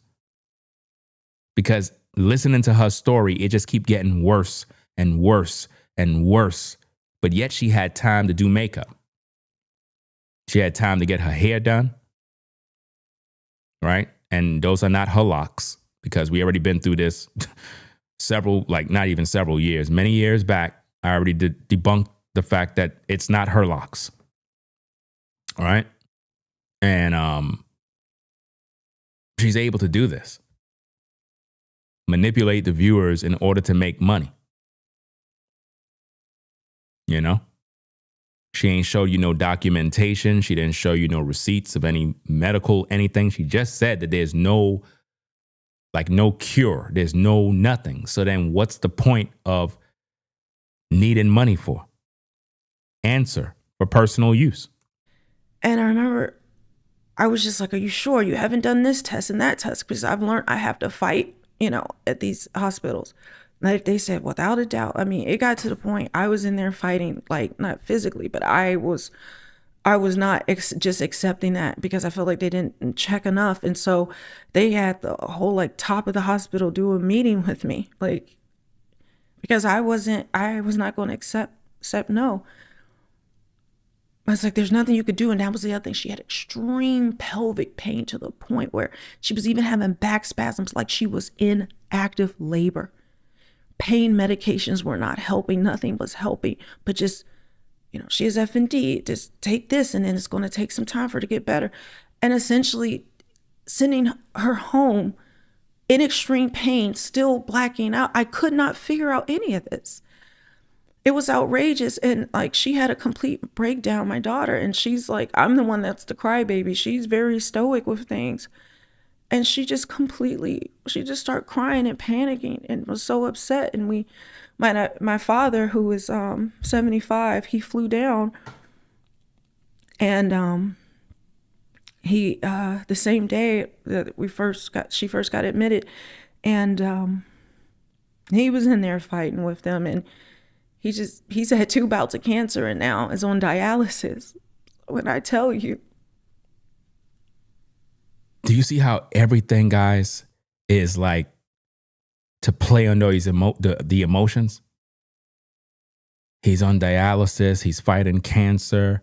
The mom died. The daughter's struggling. She's walking on glass. Can't see. Can't walk. Pain. Medication. Nobody could fix her.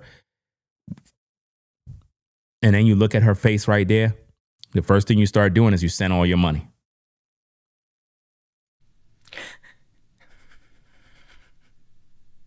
And keep in mind, when she do her videos, guys, this is another bit of information a lot of people don't know. She uses a filter.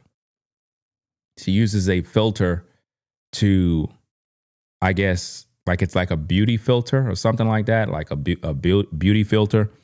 And that is designed to enhance the video and so on and so forth. A lot of times they'll use these filters even during their recordings to further enhance their look. And so we were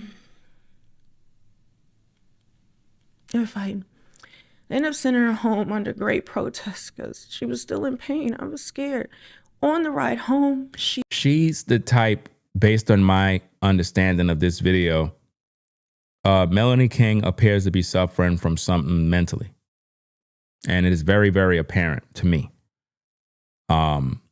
She over exaggerates a story. Like, and she makes up stuff as she go. And she believes that she's telling you the story, but it's not the story. But she believes it. It's in her mind. It's her story. And she goes with it and she keeps saying it. And she talks herself into believing it. That's what I'm hearing. It's almost like a child that is talking to an imaginary friend. In that child's world, they believe that the friend is real, but they're not real. That's what I'm seeing. Is completely going into this coma-like state. Now she's in a coma-like state. On the drive home, I'm having to stop. I pull over because she falls completely on her seat and pushing her back up. And then I tried to put like some clothes and things to keep her neck up and just wanted to get her home. So I get her home in a family home. And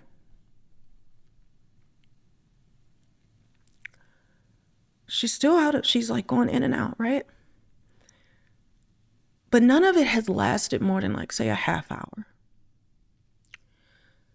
So we're there about an hour and you could tell, like, it's just, I knew she was going to go back under. I thought, but I thought I'm just going to have to manage it, figure this out. And then all of a sudden, she went under and would not come out.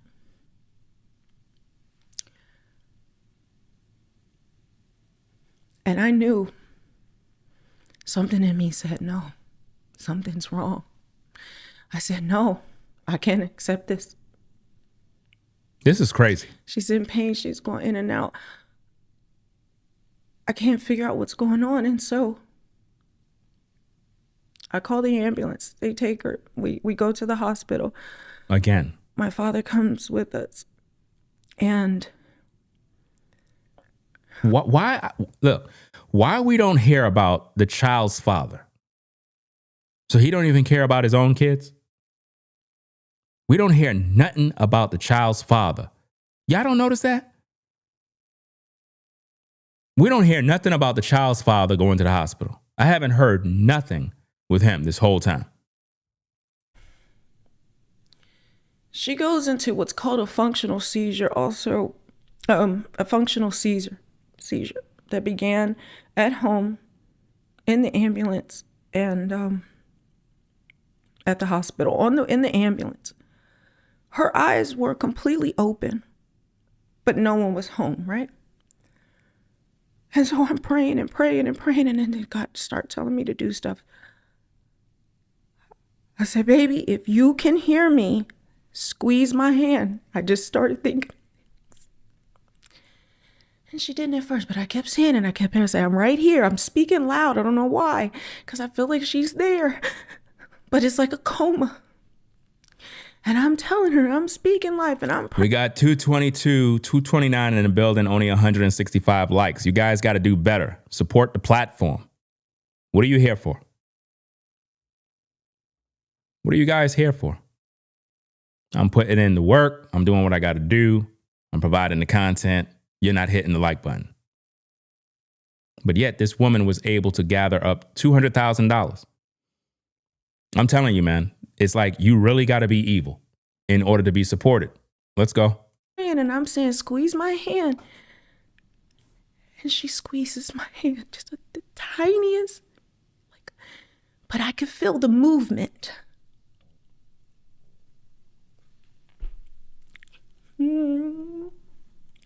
I felt the movement. I said, she's there. She's there. I'm in the ambulance. I'm telling him, oh, that's the other thing. Her oxygen. Oh my God, I forgot. Her oxygen goes so low. Guys, she's acting. This is acting. This is not real. She pressed record on a camera, recorded this, had a file, put it in her editor, then upload it to YouTube. She's acting. The breathing in started to go low, but it wasn't the breathing in, it was the breathing out. It was like, it was coming in and out. And it was dropping so low. This is why content creators like this are able to make hundreds of thousands of dollars a month, millions a year. It's because what I've learned is that most viewers, you don't support the content creators that really do provide the content creators that actually work, they're truthful. It's like you don't feel obligated to support truth. You support lies. That's what you support. How is it that this woman was able to garner up hundreds of thousands of dollars just like that with a sob story? I can't even get people to hit a like button. And that don't cost you not $1. You don't even have to pay. People can't even do that. But this woman, she could come online, give a sob story, and the whole world will give her all their money. That's how easy it is.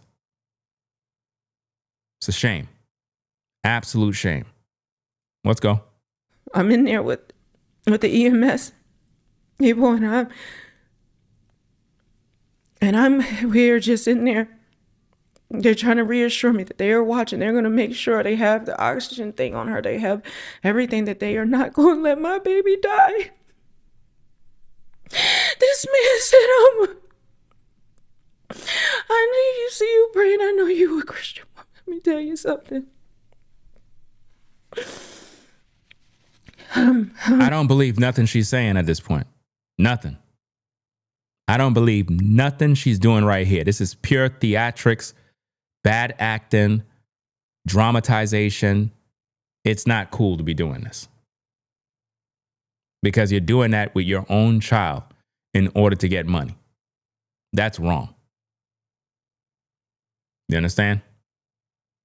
This is not right. Man of God. And I'm telling you right now, I'm not going to let that happen to her. We did the research earlier to find out, because she said what the daughter have, right? So we did some research about it, and I asked, is it life-threatening? It says no. It's not a life-threatening thing. You're not going to die. So for her to be saying, oh, you know, my daughter going to die and blah, blah, that just tells me that she's over-exaggerating the situation. In other words, to get the money. In other words, I need your money now. Because if you don't give me your money, my daughter going to die. So I need the money.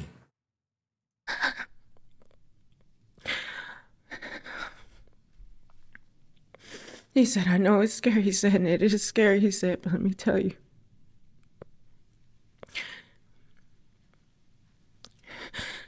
Not her. And so. I mean, you said, let me see. It should be against the law to get online and do this kind of behavior. It's not really about it should be against the law. People should have, the sense not to support that kind of content. I'm here providing for you guys real content, breaking this stuff down. I can't even get people to hit the like button. You see what I mean? So what that does for me? Because if anything, I'm doing the public a service by providing this content so you can see what's happening so that you don't support this nonsense. But I can't even get supported. So what does that do? What that does for me, it tells me it don't make no sense you follow up with stories like this because you breaking this stuff down. People are viewing. They're not supporting your show. They don't hit the like button. They don't care. You see what I'm saying? So it's like there's nothing in it that motivates me to make content to provide you this type of information. But when it comes to the lies, the manipulation, people support this stuff. Again, look at the video. Look at the video that I uploaded here. Look at this. Look at her support. Look at her support. Everybody's in the comments. Everybody is in her comments. I don't got that support, guys. And she's lying to these people. She's manipulating them. Look at all these comments. God bless you and your daughter and your family. Here's some money. The Lord bless and keep you and your family, Melanie. Everybody just giving, supporting. This is how it works on social media. You got to lie. You got to lie to people. That's what makes them like you. You got to lie. You got to cry. You got to go through something traumatic. You got to be going through hell. And then the people support you. Look, all the comments, prayers and love coming your way. Oh, girl, we love you and your family. Please stay strong. You are an amazing. God help them. Love you. Prayers go out to you and your family. You know, this person says, that's what? That's me or something. Says, Melanie, I was in tears your entire video. I am praying that Naya gets the best treatment available and that Jesus heals her completely. Naya is covered by the blood of the Lamb. I will donate via Cash App, and I pray that you get so many donations that you have an abundance and can help someone else with the remainder.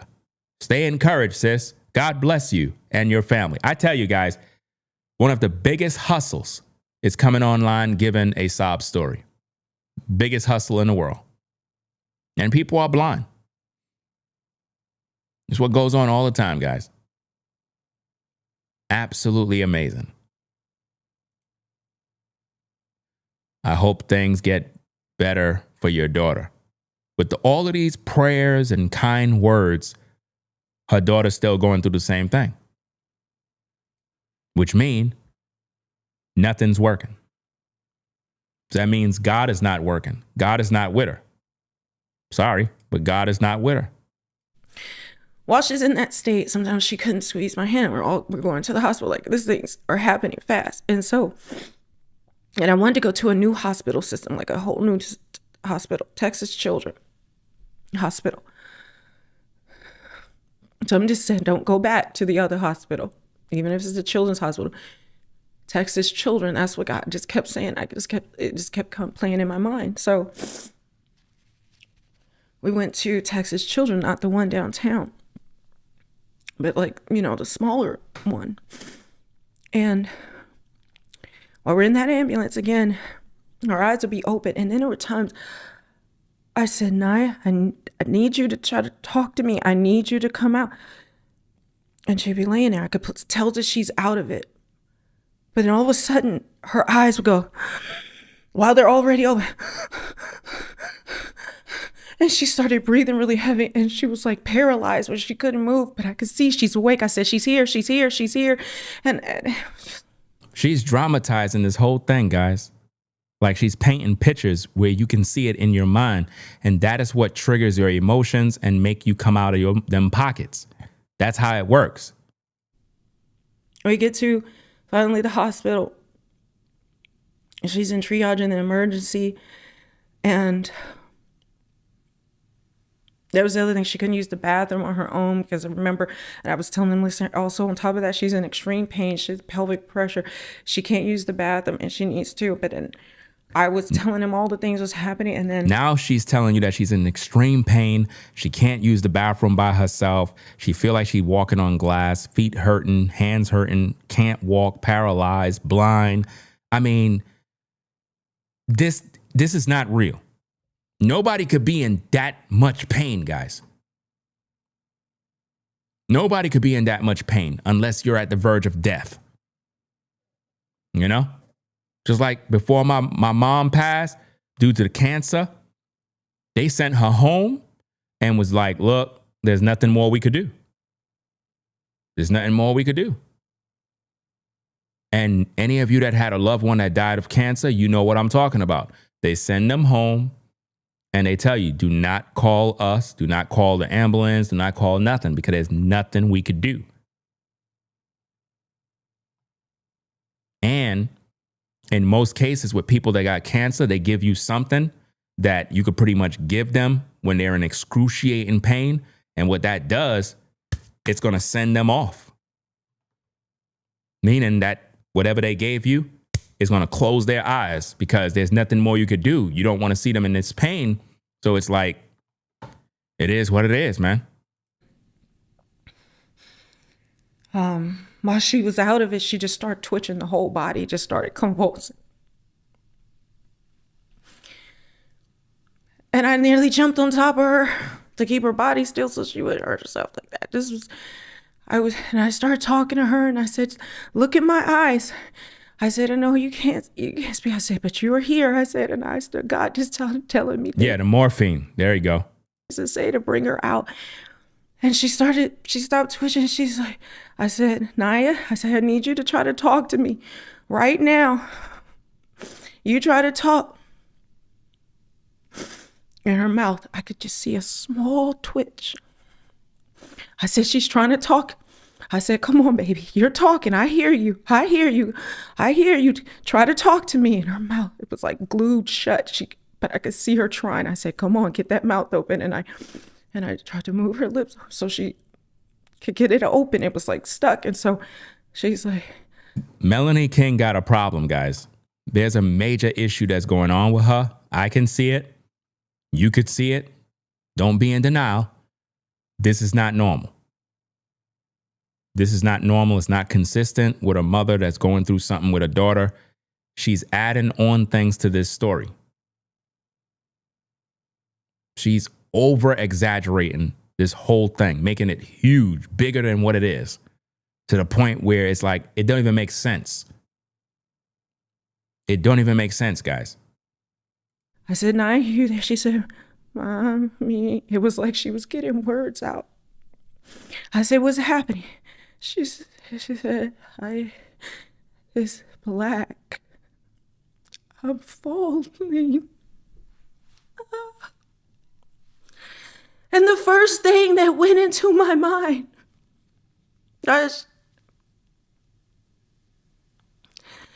was the scene from the movie Get Out, when he was in the sunken place. Oh, boy. She's telling you the first thing that got in her mind was a scene from a movie. Y'all can't see this?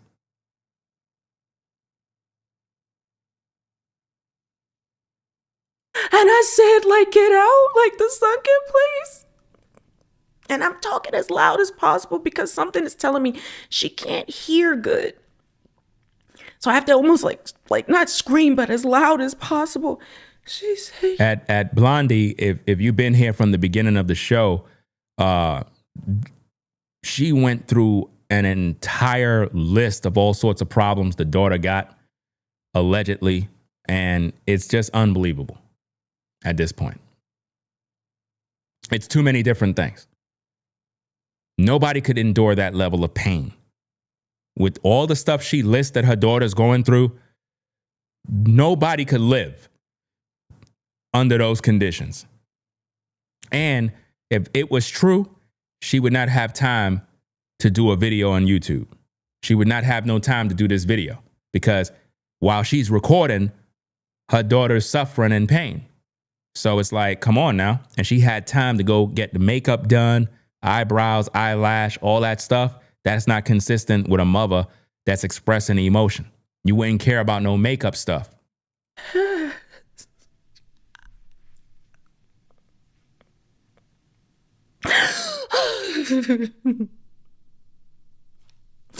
thought oh my God. I thought she was going into a coma. And then the thought that in that coma, she will be falling into a black hole.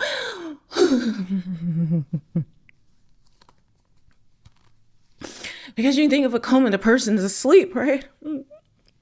To know that she would be falling in her own mind, trapped within her own mind. She was trapped in her own body and mind. When I tell you. Guys, let me explain something to you, right? And this is real. There's a lot of people that are on YouTube that should not be on YouTube. There's a lot of people like that. There's a lot of people that are on YouTube that should not be on YouTube because they got mental issues. They got all sorts of problems. I can name multiple people that are on YouTube right now that mentally, they're gone. But they got channels, they upload videos, they talk about crazy stuff, and it's like nobody's getting the help that they need. A lot of people have issues and they don't seek the help that they need, but they on YouTube making videos and you watch them all the time. You watch them all the time. They be up there talking, lying, manipulating, and you believe in all of this stuff like this person is a guru. They shouldn't even be on YouTube. They're supposed to be getting medical help. When I tell you,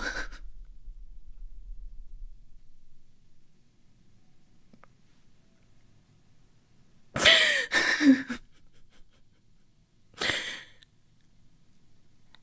then I said, it just came to me. It's just something that is said. God said to me, use her imagination.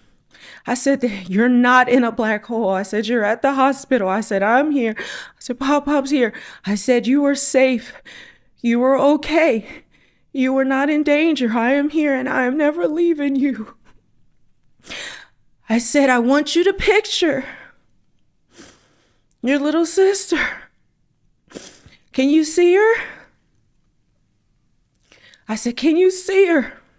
And she said, yes. I said, you're at the beach. You're playing with your family. Look over there. I said, do you see it in the water? I'm like, y'all can't see that there's a problem. Because when I do my content, I try to be as real. You notice I didn't use no laughter tracks. I didn't try to entertain you with no nonsense. I'm trying to be respectful, fair, balanced, because I see something that's serious here, a real issue. And she's not getting the help that she needs. She told us that her child is taking over 20 different medications. Somebody need to check that child. Because if this is true, if this story is true, and a child is taking over 20 different medications, she's in extreme pain, going through all of this stuff, constantly going to the hospital, no help is being done for her, something's wrong here. And where is her father? I'm talking about the child's father. Why we haven't heard nothing from him yet about his children? It don't make no sense, man. Shout out to Rachel, I believe it is. Rachel, shout out to you for the $20 support. Appreciate you sponsoring the show. Says Ringo, I think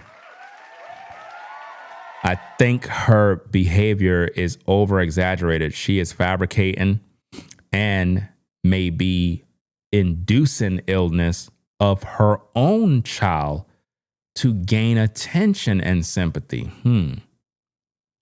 This is called what? Factitious impulse disorder. She has a mental problem. Money is her goal. Well, I know money is the goal. I know that.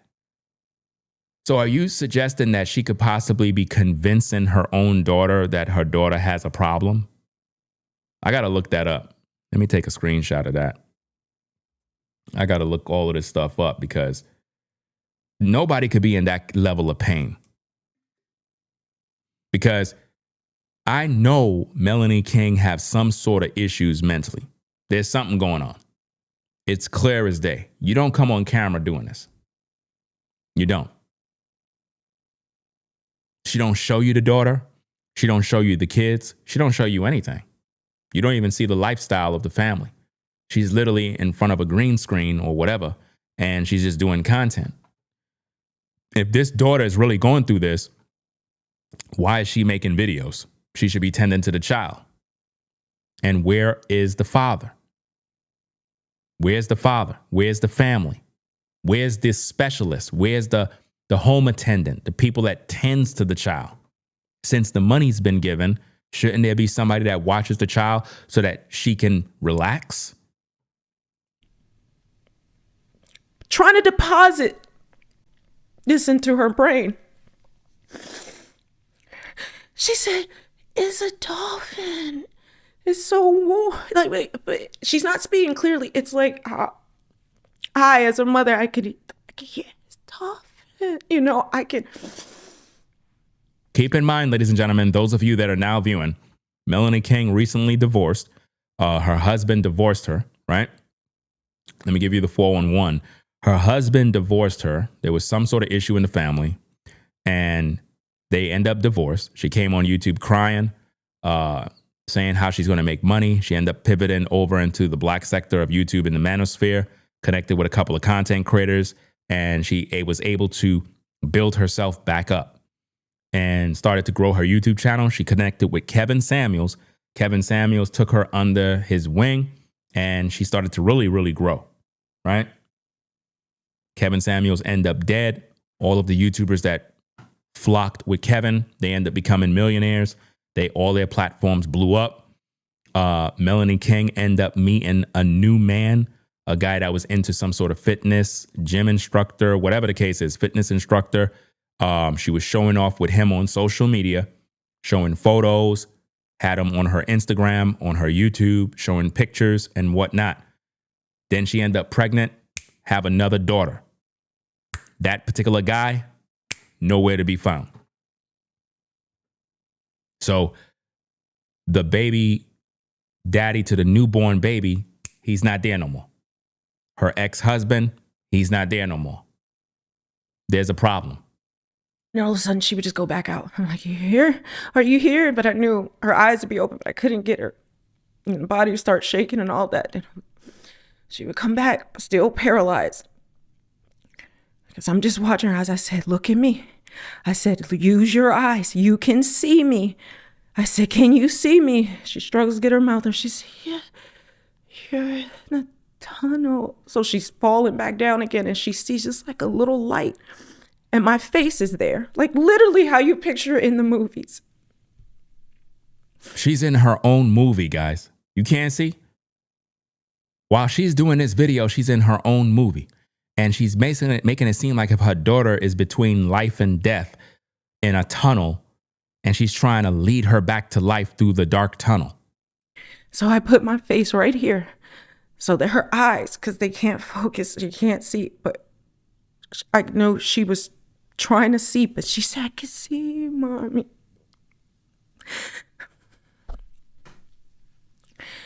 So this was going on in that night. We slept in the emergency room triage. Me and my father right there on the floor, they gave us this little blanket cot thing that just lays straight up on the floor. Me and my 75-year-old father, we slept on that floor. They ended up, it took hours overnight to get her admitted to the main hospital because they said she has to go straight to neurology. And they didn't want her to have to wait there. So what they did was they made sure overnight they alerted the whole Texas Children's Hospital, which I later found out is the #1 pediatric neurology hospital in the country, really in the world.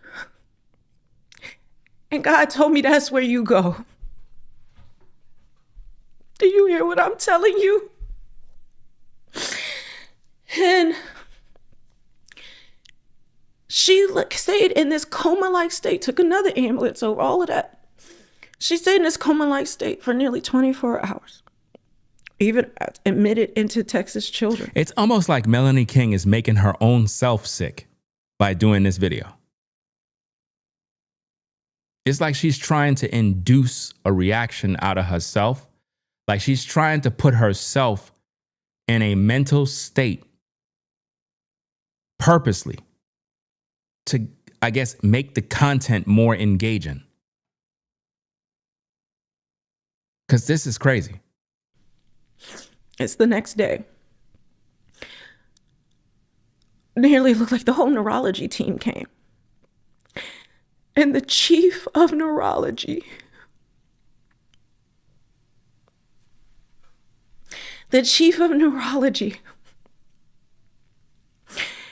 came in with the team.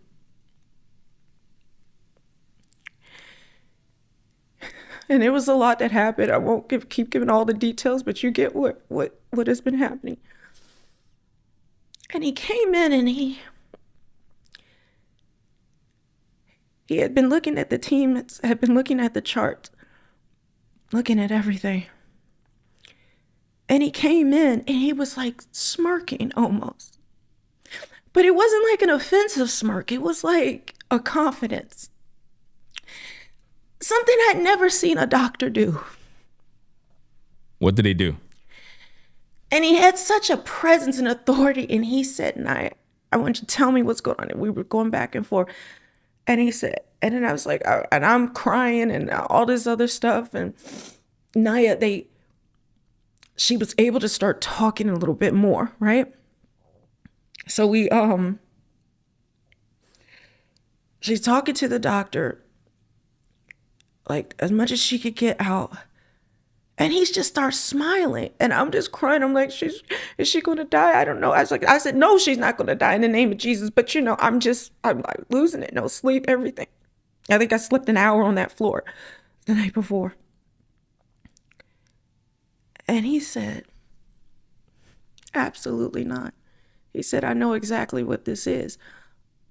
I just need to ask these questions and then we're going to leave and I'm going to make sure I triple confirm everything before I come back to you because you need answers. And it was such a confidence. And he was like joking. And he was like, he was just, I don't know. I'd never experienced that. So waited a little couple hours later. You know what's interesting? I see the comment. It says, let me see. What do you say? Okay. I'll just focus on what I was talking about. It's like when she went through her divorce with her previous husband, right? And she came on social media, she was doing stuff just like this. Like, it was weird. All those videos are off YouTube. I reacted to those videos. I still got them on my page. But she was acting very, very strange. She would be driving in her car. I got all the videos.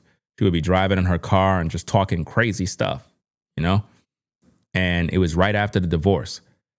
So it could be that the guy that she was previously with, that she had a child for, they broke up. I know that's so. There's a lot of stuff that's going on YouTube right now. I got to talk about that other YouTuber because his woman left him. At least that's what I believe based on the circumstances. You could just tell. But it looked like she's going through that again with the new guy. And she don't know how to deal with it. And she normally starts to make videos like this. So I wouldn't be surprised if that has something to do with it. Meaning that her daughter may be in fact going through something, but she's over exaggerating the situation, making it worse than what it is. And she's getting herself worked up because she keeps trying to play on your emotions to get more money. He came back in with like a tuning fork. It's like a medical tuning fork, like a frequency thing, like prongs on it. And I'm seeing this and I'm like, what? So what he did was he did some tests. What he did was he said he lifted up her arm. And then he just said probably mental trauma from the breakup. It could be because when she was originally with that guy, a lot of people was like, wow, we're so happy for you. Like I got all the receipts, like it's somewhere on my systems, one of these computers. But I just kind of collect some receipts and I never really made videos about it. But now I can clearly see that she's no longer with that guy because her Instagram have been scrubbed, meaning all the photos, everything is not there no more. Her YouTube, she took all the videos down, all the images, she took all of that stuff down. That's a sign, a clear sign that she's no longer with that guy. So that's 2 guys, 2 baby fathers gone. 2. And now you got these problems and you're not even hearing nothing about these men taking care of their kids. Go and it just stayed there. He did the same thing with her legs. Nobody could be able to do it the way that it was like the body was just. And he started to explain it. He was smiling. And he said, I'm going to do a test and I need you to let me do it. It's not going to hurt you, but it is going to confirm absolutely, so you finally get the answer. So she said yes. We said yes. He hit the thing and put it right here on her head. All of a sudden, her limbs fell down and she could move her head. And I'm in shock. We're in shock. And he said, Naya, I want you to try to sit up. No one help her.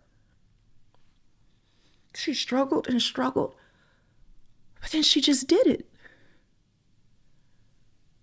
He was like, okay, this confirms it. She does have functional neurological disorder, but the way they explained it to you, the treatment, what they did was absolutely terrible. And I'm so sorry, but this is my specialty. The chief of neurology at the #1 hospital for pediatric neurology in the country runs the whole thing. And he specializes in her condition. And it was his confidence, the care, and it was a lot that went into that, guys. Because even with that, we have the roadmap of how to help her. It doesn't ever go away, but we finally got an answer. What turned out. She said it doesn't ever go away. So this is treatment for life.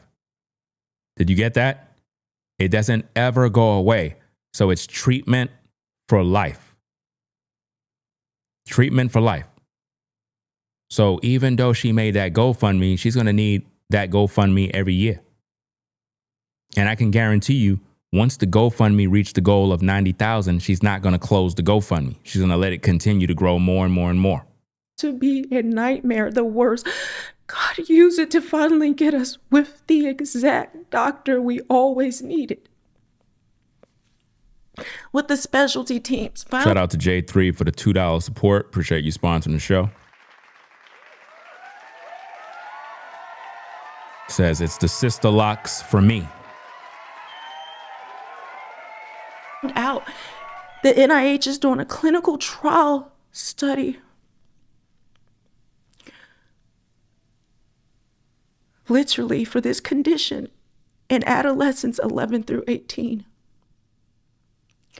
It is in conjunction with the University of Alabama, Yale, and Baylor University / Texas Children's for F&D for her specific condition. I'm going to tell you something. Whatever mental issues that Melanie King got, that ended her relationship.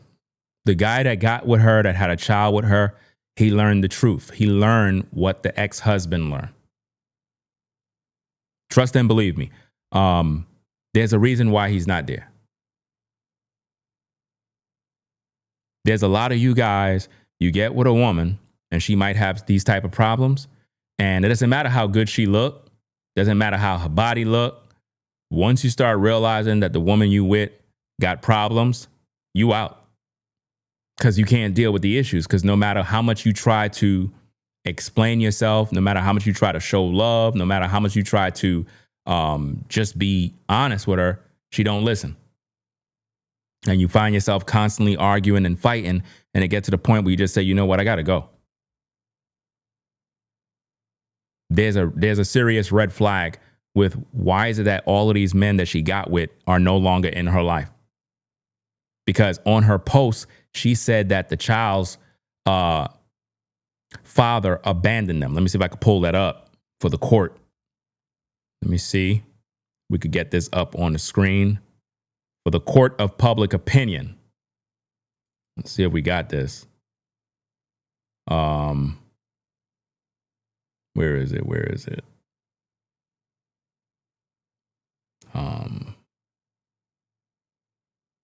Not this one. Let me see. Let me kind of scroll through these. See if I can find what I'm looking for.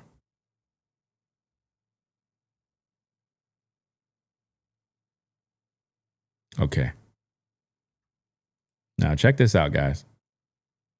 This is a post from Melanie King. She wrote this a month ago on her YouTube. I really need your prayers right now. My daughter is in the hospital. It has been the hardest battle of my life. Over 2 years of hospital visits, going to every specialist, and we still don't have answers. So this has been going on for a long time. This is not new. I don't know why my camera doing that. It's blinking on and off. I don't know what's going on. She says, my girls have been through so much. Their father abandoned them after my divorce in 2022. You see that, guys? So I'm not lying to you when I talked about her divorce. But she said that the father abandoned them. That's not true. She says, my mother was their best friend, died last April. This is too much for my baby to endure. I haven't shared any of this because I was scared to. Why would you be scared to share the truth? That don't make sense. You should only be scared to share a lie.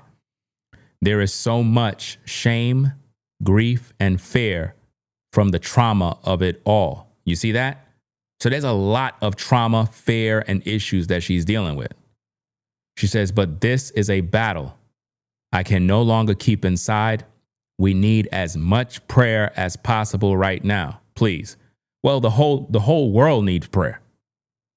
The whole world needs support. You know, the whole world do. But let's get back to the content. That's why I've been gone, because we got the diagnosis, but the symptoms, those things you have. All right, we're getting all that together, and it's just been a lot, even more on top of that has happened. But that's where I've been, because I haven't been able to.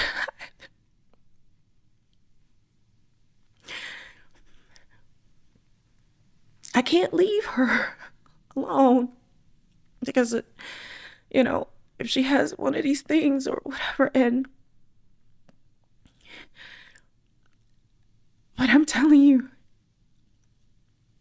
she ended up getting your bladder infection in the hospital because they had to do a catheter. So we were fighting through that at home, and it was a lot. And maybe I'll talk about the F&D in another video. Now she has a bladder infection now, guys. Y'all can't see this. She keep adding on new things, new problems, bro, it's too much, man. Oh, but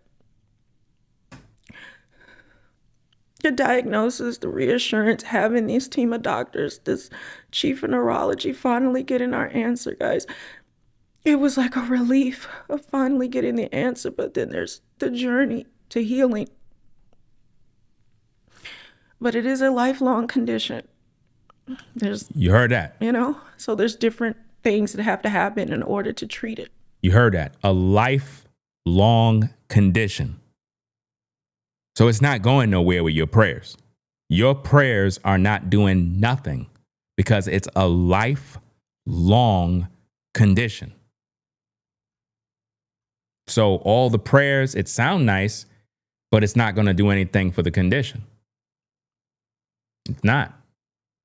And that's a problem, because if she set up that GoFundMe, she's going to need more money next year. Creative Rob, shout out to you for the $10 support. Appreciate you sponsoring the show. Says either she is lying or suffering a mental disorder. What is this? Muncha skin. I don't know. I can't even pronounce that word. Syndrome by proxy. Let me look that up.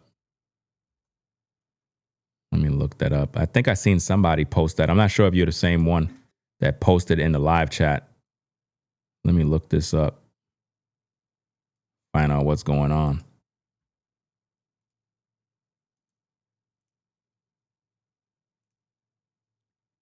Okay. Let me make that word speak. Munchausen Munchausen syndrome is a rare mental health condition where a person deliberately acts as if they have an illness, fakes symptoms, or purposely makes themselves sick. It is officially classified in diagnostic manuals as factitious disorder imposed on self. That just sounds complicated right there, man. That's a mess. Key characteristics: unlike people who fake an illness for financial gain, unlike people who fake an illness for financial gain or to avoid work, let me see, malingering individuals with Munchausen's syndrome are motivated by a deep psychological need for attention, sympathy, and the desire to assume the sick role. Wow, man. Damn, we're going to have to do a whole video on this, man. Well, we're doing one right now. So I don't even have to do all of that. Let me see what else we got. Behavior associated with the syndrome includes faking symptoms, lying about having severe pain, seizures, or psychological distress. That's everything that we've been hearing thus far. Tampering with medical data, altering medical records, or manipulating test results, i.e., heating thermometers or adding blood to urine samples, inducing illness, self-harming, poisoning themselves, or aggravating existing wounds to trigger infections. Wow. What the heck is this word here, man? All these big words. Peregrination. Peregrination. Frequently traveling and switching doctors or hospitals in an attempt to start the cycle over without being detected. Man, this is everything we're listening to. Warning signs. Physicians typically suspect that particular syndrome when a patient presents with a dramatic, inconsistent medical history, exhibits extensive medical terminology, and is eagerly willing to undergo invasive tests or surgeries despite negative results. The clinical picture is often complicated by a pattern of fabricating extensive falsehoods about their personal lives. Man, this is really, really crazy, man. And there's a lot more, guys. Let me just read it all in, man. Let me just read all of this stuff here. Give me a minute. Munchausen syndrome by proxy. A related and highly dangerous variation of this disorder, officially called factitious disorder imposed on another. In this case, a caretaker, usually a parent, deliberately fabricates or causes illness in someone else. Oh, man. Most often, their child. This is getting crazy, fam. This is getting crazy. Most often, their child. To gain attention or sympathy for themselves. This is considered a severe form of medical child abuse. Wow. This is deep. This is crazy. Treatment. Because individuals with this disorder are deeply invested in their deception, treating that syndrome, Munchausen's, whatever, syndrome, can be extremely difficult.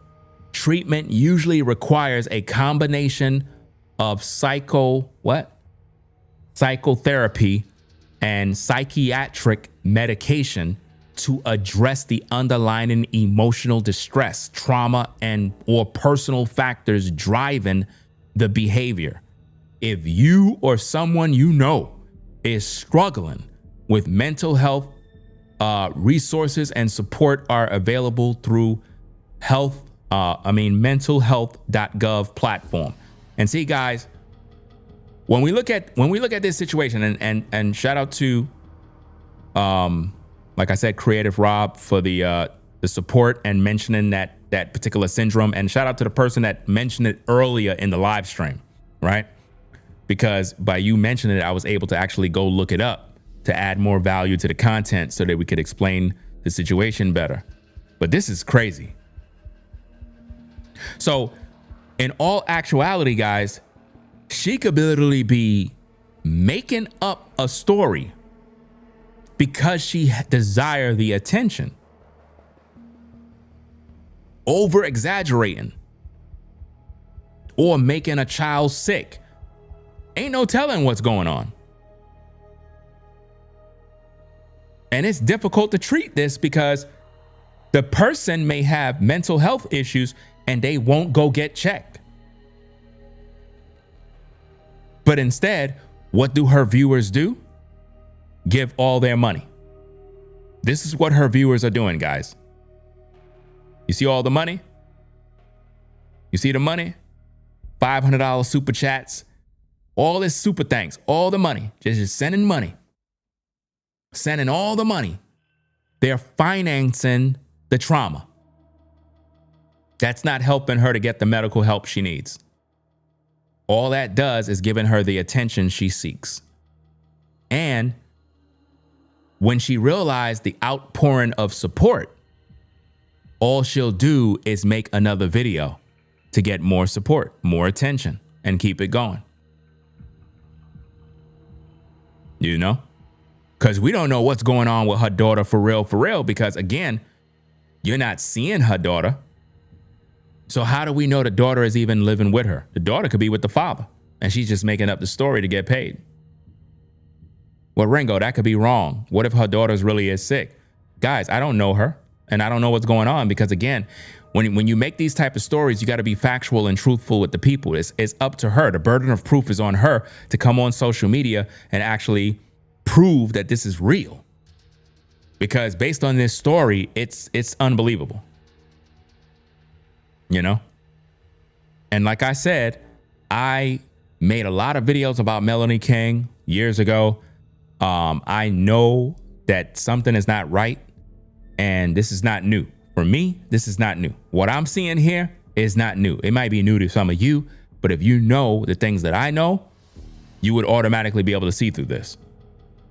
She's dealing with some sort of trauma, mental issues, and she haven't gotten the help that she needs. And there's a reason why her first husband divorced her, and the second baby daddy that came into her life that gave her a daughter, that guy is no longer there too. These men left, guys. I don't know what the heck is going on with my camera. But this is just wild, fam. We have a few more minutes, about 4 more minutes on her video, and then we're going to wrap up the stream. And that's what we've been working through, and also fighting through this infection that she had. And this past month, I haven't been able to work. I haven't been able to earn money. And I've been in fear because I'm the only one all their care, all of their support, financial, everything is on me. Guys, listen, I am not playing. I'm not kidding. I'm being 100% honest, guys. She's doing the same thing that she did years ago. She's doing the same thing, guys, where she was in her house and she was like, what am I going to do for money? What am I going to do? A whole bunch of stuff. Let me see if I can find this, guys. Give me a minute. You guys got to give me a minute, because this is going to blow your mind. Let me just do my thing. This is going to blow your mind, guys. Let me see. Let me see if I can find this. I can't believe what she just said, fam. This is deja vu. All over again. I can't believe it. Let me see if we could pull this up. Because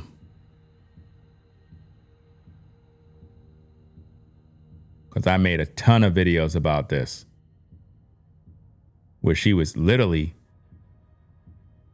it's so old, guys. I have to literally dig through these videos where she literally was in her house crying about unable to make money. Man. Some of these videos are like 4 years old. Man. Let me see if I can. Is this it? Why did she fake? No, that's not it.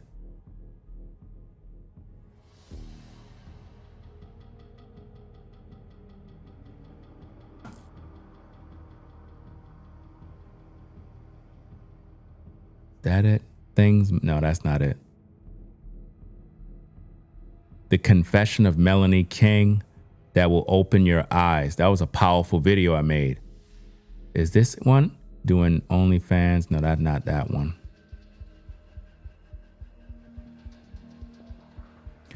Let me click on this video. Give me a minute. Let me click on this video and see. I'm looking at one of my videos. I want to see something. Give me a minute. Wow. I was always scared that it was. She said she was miserable doing kids YouTube. Hold on. Place, the channels that you make. This woman good. The smiles. I push this idea that her call. Where is that video, man? This is crazy, guys. I can't believe it. It's difficult to find this particular video because I made so many videos about Melanie King because I wanted people to see the truth. I'm trying to find the first video I ever made. The Hidden Agenda. Is it this one? Let me see if it's this one. Let me see. Because she was in her house. I gotta find that video, man. Because if you guys see this, it's gonna blow your minds. You're gonna be like, wow.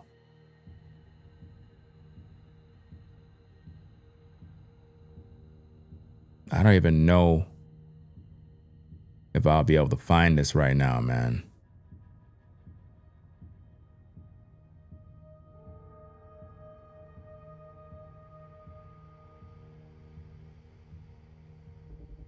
Yeah, I don't think I'm gonna be able to find it, guys. I have so many videos. I got over 3,000 plus videos on this channel. Very difficult to find. Wait, you know what? Let me see if I could do this. I think I know what I could do. Give me a minute. I gotta find this video. Let me do this.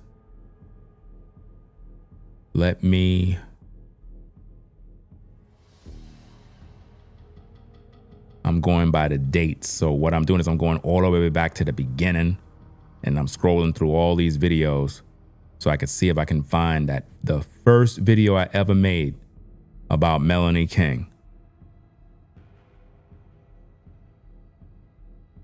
Because it should be coming up. Let me see.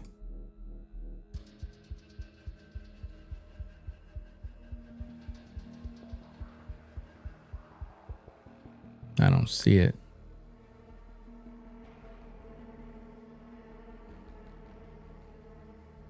Because if you guys see that video, it's going to tell you everything you need to know. Oh, it was a live stream I think I did. It wasn't a video. It was a live stream. Let me go to the live stream section.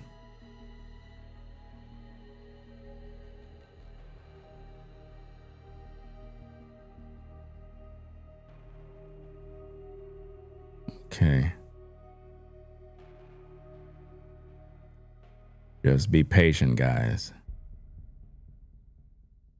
If I find this, we in business.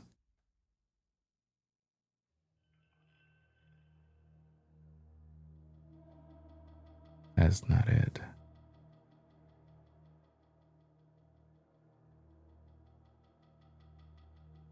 It's like the music making it more dramatic and whatnot. Okay.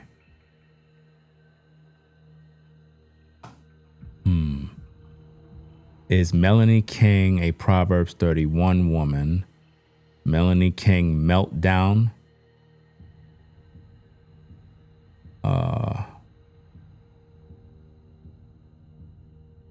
Where is that video, man? This is crazy. Let me see if it's this video.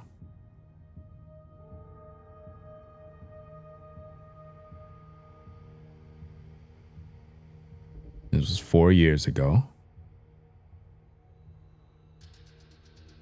I don't know where that video is, man. I gotta find it, because that video is the key to this puzzle. Nah, this is not it, man. I'm gonna have to do my own research when I get off this computer and really search for what I'm looking for. Yeah. Let me go back to the video. What she said here is crazy, guys. She's going, listen, I'm going to tell you straight up what's happening with Melanie King. She's dealing with a financial issue. She's doing the same, she having some sort of breakdown. She's doing the same thing that she did after she had that divorce with the first husband. She's doing the same thing, guys. She's saying the same exact thing. When I find that video and I publish it, you're going to see. You're going to see what I'm talking about. Let me rewind it back. Listen to what she said. Let's go. But it is a lifelong condition. There's, so there's different things that have to happen in order to treat it. And that's what we've been working through, and also fighting through this infection that she had. And to those of you that are in the live right now, right? Do you remember that video that I did years ago where Melanie King was in her house, and I published a video where she was literally in the house, hysterically crying, talking about, what am I going to do for money? I don't got no money. I'm in trouble. What am I going to do? How am I going to pay my bills? And I'm the only one doing it. Put a 1 in the chat if you were there, if you've seen that video, just so that the people can know that I'm not making this up, because she's doing it again. This past month, listen, I haven't been able to work. I haven't been able to earn money. And I've been in fear. See, she's been in fear, unable to make money. She's been in fear. What fear? Fear of losing it all. Fear of losing the house, losing the car, losing everything. She's doing the same thing she did about 4 years ago, guys. Let's go. Because I'm the only one. All their care, all of their support, financial, everything is on me. So where's the man? Where's the guy that she just had a child with? He's not there. She's repeating history all over again. She's repeating history all over again. There was another divorce. The separation between her and the new baby father caused a chain reaction, and it rewind back time all over again. And I just said, I can't. Now we're getting to the truth of why she made the video. It's really about financial issues and trauma that she's dealing with. That's where I've been. That's where I've been. And I'm scared now because I don't know, financially, medical bills, all types of things adding up. And there really is nothing adding up. The issue is financially, she's been living a lifestyle that's way above. And the money's not coming in the way it used to. Even with 1 million subscribers, it's just not there the way it used to. And now she's trying to figure out how she's going to make it. That's what's really going on.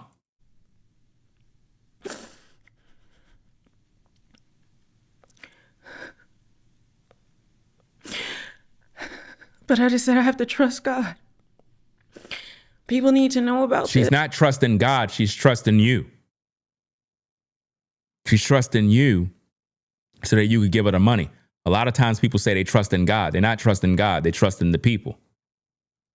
Other families, anyone. And let's just be real. God uses people. You get it? But a lot of times people say they trust in God, but they really not. That's why they come to social media like how she's doing, giving you this over dramatic story, because she's trusting in you to be her God. Yeah, like I said, I'll talk about it more so you can get more details. Because, you know, we started looking at videos about it and TikToks of people who have it, and people get different symptoms. It is so wild. And this is why it's so hard to diagnose, except for a neurologist who specializes in it. And I just so happen to get them. Like, do you see how good God is? So I'm coming to you now because I don't know. If God is so good, why is she coming to you? See, everybody talk about how good God is, but they really don't believe that. They don't believe that. The people is God. Our new content, I'm going to try to film in a new way. Sometimes You heard that? She have new content coming. She's going to try to film in a new way. Why? She want new money to come in. I haven't even wanted to be on camera. She never wanted to be on camera. Guys, when I tell you I know who Melanie King is, a lot of y'all may not know. I know who she is, guys. I've done a plethora of videos about her. Trust me, she don't like me. I know that already. You know what I mean? But it is what it is. I'm a content creator. But I know the real Melanie King. And she never wanted to be on camera doing this type of stuff. Like in terms of reaction videos, she ain't want to do that type of stuff. She was forced into that because she didn't know what else to do to make money. And other YouTubers told her to go that route. I haven't wanted to be seen. But I know that's just the enemy wanting me to just shut down and be quiet and just waste away because it has just been so much. No, it has nothing to do with no enemy wanting to do anything. She's in a lane that she don't belong in. She's in a niche she was never designed for. She come from the niche of doing family-related shows with her children. That is what she was involved in. She was not doing reaction content. She was not talking about politics. She was not talking about none of these things. All of that is a gimmick that she jumped into trying to eat off of the reaction niche. But God told me that I needed to make this video, let you guys know, and ask for your help. Ask for your help. Help with what? See, she said she wanted prayer, but it's really not prayer that she want. She want money. I look at it as she's tired of doing content. She's tired of doing videos. Now, as YouTubers, there's sometimes you get burnout. Sometimes you got to take a break. Sometimes you got to just get your mind off of everything and kind of recalibrate. This is why when I do my workout, it puts me in another world. When I come back home, my mind is clear. I can focus on my content. There's a lot of times as content creators, you go through burnout where you just don't know what to do anymore. You understand? What she's dealing with is a heck of a lot more. Breakups with guys, issues with the baby father, financial issues. Then on top of that, she's doing content she's not really equipped to do. It's not in her to do. It's like living a fake life. You're being fake. You're making videos that you're not really into, so you're not really getting no joy out of it. So it becomes mechanical. Every time you do a video, you don't enjoy it. That's what she's dealing with. She's not enjoying what she's doing on YouTube. Because I don't know what I'm going to do. But I know the only thing I can do is trust the Lord. So, your words of encouragement, maybe your stories, and most of all, if you're able to support me in any way, especially the links below where you can donate. Let me see this comment. Is that Ari? I can't pronounce the name, but you says mental health provider here. I've never seen her before, but watching her, she is not in pain at all, but very deceptive. and scamming. The emotions are fake and forced. She mastered using others. I fully agree. I've been seeing this for years, guys. For years, I've been seeing this. I have a plethora of videos about Melanie King. I got to make a whole playlist about all of them videos. You know? Let's get back at the content. We almost done. Got about 2 more minutes. I'm asking for your help. I still have this journey to go on, and I'm trying. But I'm asking for your help. I'm gonna just end it here. See, what happened is nobody don't know where she lives. Nobody don't know how she lives. And ain't no telling what's going on. Her situation is very, very complicated, guys. It's financial issues, mental health issues, children-related issues, a lot of trauma, hurt, pain. It's just a mess. And when you put all of that stuff together, she makes herself sick. She forces herself into this situation that she's in right now. And it's all for attention. The internet is very, very dangerous for a lot of people. Some people don't belong on the internet. They start seeking after that attention. They lose their mind because of it. You know, like for her to get the help she need, she can't be in denial about her problem. And she got to just get away from social media because it's feeding it's feeding whatever it is. Because it's easy access with all these people. If she can realize she could get this money, her next video is going to be an update. She's going to do an updated video. I'm telling you right now, Melanie King is going to make an updated video about her daughter's situation. She's going to start the crying. She's going to be emotional. She's going to even show photos. She's going to do something to try to get another 350,000 views because she's trying to pivot out of the content that she's been doing because she's tired of it. She's tired of doing reaction videos. She's tired of trying to keep up with the trends.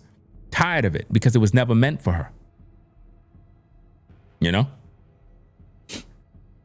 So we're going to see what she's going to do next. All right?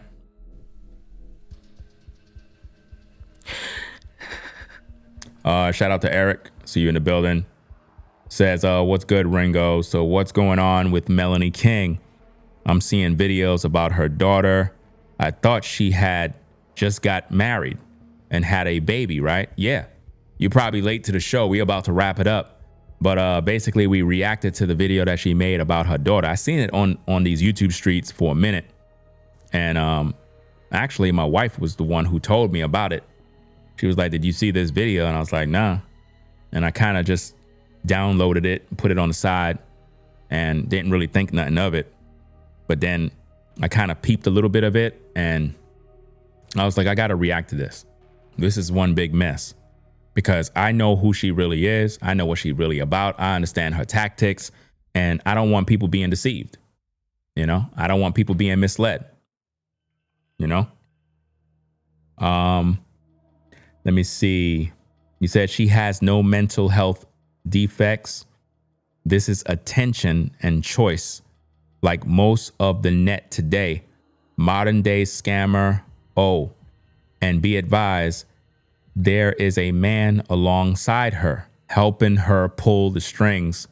He needs money and him. It be that way too. It be that way where there's a man connected, you know? But it's going to all come to the surface because, like I said, man, many times I know how she move. I know all the tricks that she pull. It's nothing new. I'm going to find that video, the original video where she was online crying and begging and was saying, I don't know what to do. How am I going to pay my bills? Because the husband left her. So she was on her own. She was not accustomed to fending for herself. So whatever the guy that she was with, there was some sort of arrangement where maybe she moved. Think about this, guys. I'm trying to get into her mind. Watch this. It could be a situation where there was a breakup between her and the previous baby daddy that she was with. I don't know if they got married. I don't know. I heard there was a wedding. These are the things I'm hearing. I don't know. All I know is that she was pregnant. She hid the pregnancy from the social media streets. Now, I'm getting is that there was a breakup. She was living with this guy, possibly moved from wherever she was to be with that guy. Because of the breakup, she ended up leaving that situation. So now to leave means you have to start over. You see what I mean? So she's going to need the money. She's going to need money to relocate, get herself situated, and all of that other stuff. Now, what I'm trying to figure out is who has the child? Do she have the newborn daughter, or do the new guy have the daughter? I don't know. Normally the mothers always have the kids, but if she's in fact dealing with any sort of mental health issues or whatever the case is, I don't know if she's actually the one with the children. I don't know. Because when she got the divorce with the first husband, those kids were not with her. I followed her so-called story the whole time, and I've never seen her with those kids. Never. You know? I never seen her with them kids. She would say stuff like, oh, I had to take my kids to school. And everybody would be asking like, but where are the kids? Where are the kids? There are people, guys, that fake like their kids is with them, and when the kids are not with them. But they're faking this stuff on social media. It's really sick out here, man. Got about 1 minute left. Please pray for us.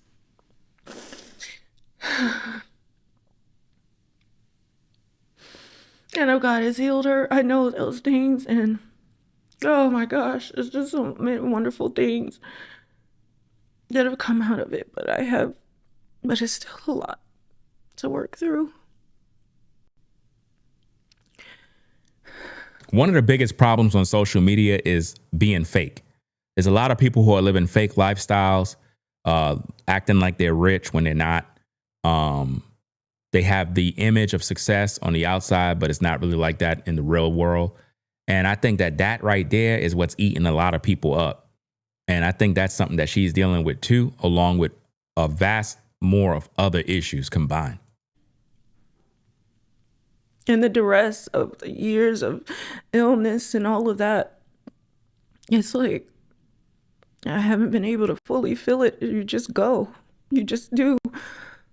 If you feel scared, if you're worried or whatever, you got to push it down because you have to be there for your child. She missed all of 9th grade, her first freshman year in high school. Like I said, she skipped herself to How could she miss school if you said that she was being homeschooled? Guys, do you see the lie? She said she missed her whole 9th grade year. Didn't she tell us in the opening that the child was homeschooled? That's what she told us, right? So how could she miss anything? The story is not adding up, guys. She did all of 10th grade too, at homeschool.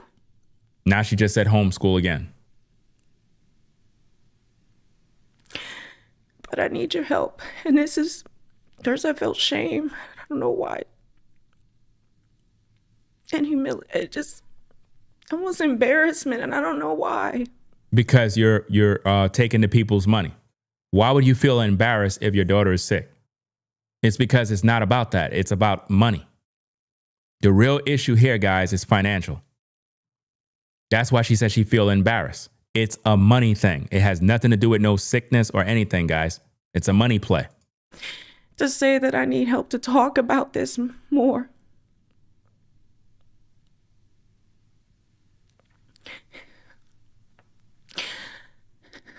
But I will do anything for my children. She said she will do anything for her children. Anything like what? Think about that, guys. She says she will do anything for her children. That means anything. Lie, manipulate, cheat, steal.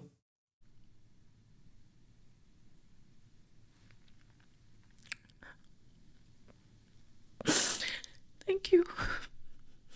Hey, guys. And that's pretty much the end of it, guys. That's the end of it. So that's the full breakdown of her video. I'm the first YouTuber that actually broke down her video from the beginning to the end so that we can uncover the truth of what's really going on. I would not be sending no money to that situation because I can see through this. It's not hard for me to discern what's going on. There's a lot of evil going on YouTube, guys, especially with the Carmelo Anthony case. There's a lot of YouTubers that are lying. I'm talking about deliberately lying to viewers in order to make money. They know they're lying, but they're putting these lies out because they know that you, the viewer, don't do your research. And they're emotionally keeping you engaged in their content. And they'll do it for about 2-3 weeks making videos in order to get that check. They don't care about telling you the truth. And it's like, I'll be giving you guys nothing but truth all the time. Y'all don't share the videos. Y'all don't hit the like button. And it's like, I don't know. It's crazy. But I still have the passion to speak the truth. It's just in me to speak the truth and talk about what I got to do. But I got a lot of videos about the Carmelo situation that I got to do. I got to debunk a lot of the lies that are out there. It's so many lies. These people have flooded YouTube with lies. Nothing but lies. Anytime you see a YouTuber lying like crazy, they'll have a whole plethora of thousands of people viewing. It does not mean that they're a good content creator. It means that they're lying. Lies bring the crowds. You got to lie in order to eat. It's sick, you know? But I'm going to debunk all these lies and all of these manipulative YouTubers until all of you viewers wake up and stop supporting them because you're giving them big checks off of lies. You should never reward a YouTuber with your clicks and your views when they're lying to you in your face. Never support that garbage. So that being said, guys, I'm going to get on out of here. Got to go take care of some business. I got to get up, do my workout, and I want to be out there early in the morning when the birds are chirping. All right. So I'm going to get up on out of here. Appreciate all of you stopping by, doing what you got to do. It is what it is. RINGOTV Reactions, the #1 reactionary channel on YouTube, hands down. Shout out to all my truckers out there, everybody in the 9-to-5 grind, late night hour. And it is what it is. Y'all stay blessed, stay safe, and I'll catch you in the next stream. RINGOTV Reactions. Make sure you rate, comment, and subscribe. So shout out to everybody that support the show, everybody that hit the like button. We appreciate you. So we're going to get on out of here. Y'all take care. We out. Peace. If you like our content, consider supporting via Cash App at $RingoTV Raw. Become a patron on patreon.com for exclusive video content not shown on YouTube. You could also support through PayPal at paypal.me/RingoTVRaw. Subscribe to our YouTube channel and click the bell to be notified of new content. Follow me on Instagram at RingoTVRaw. This is Ringo TV Reactions, the only channel on YouTube bringing you the truth 100% raw and uncut. I'm out. Peace.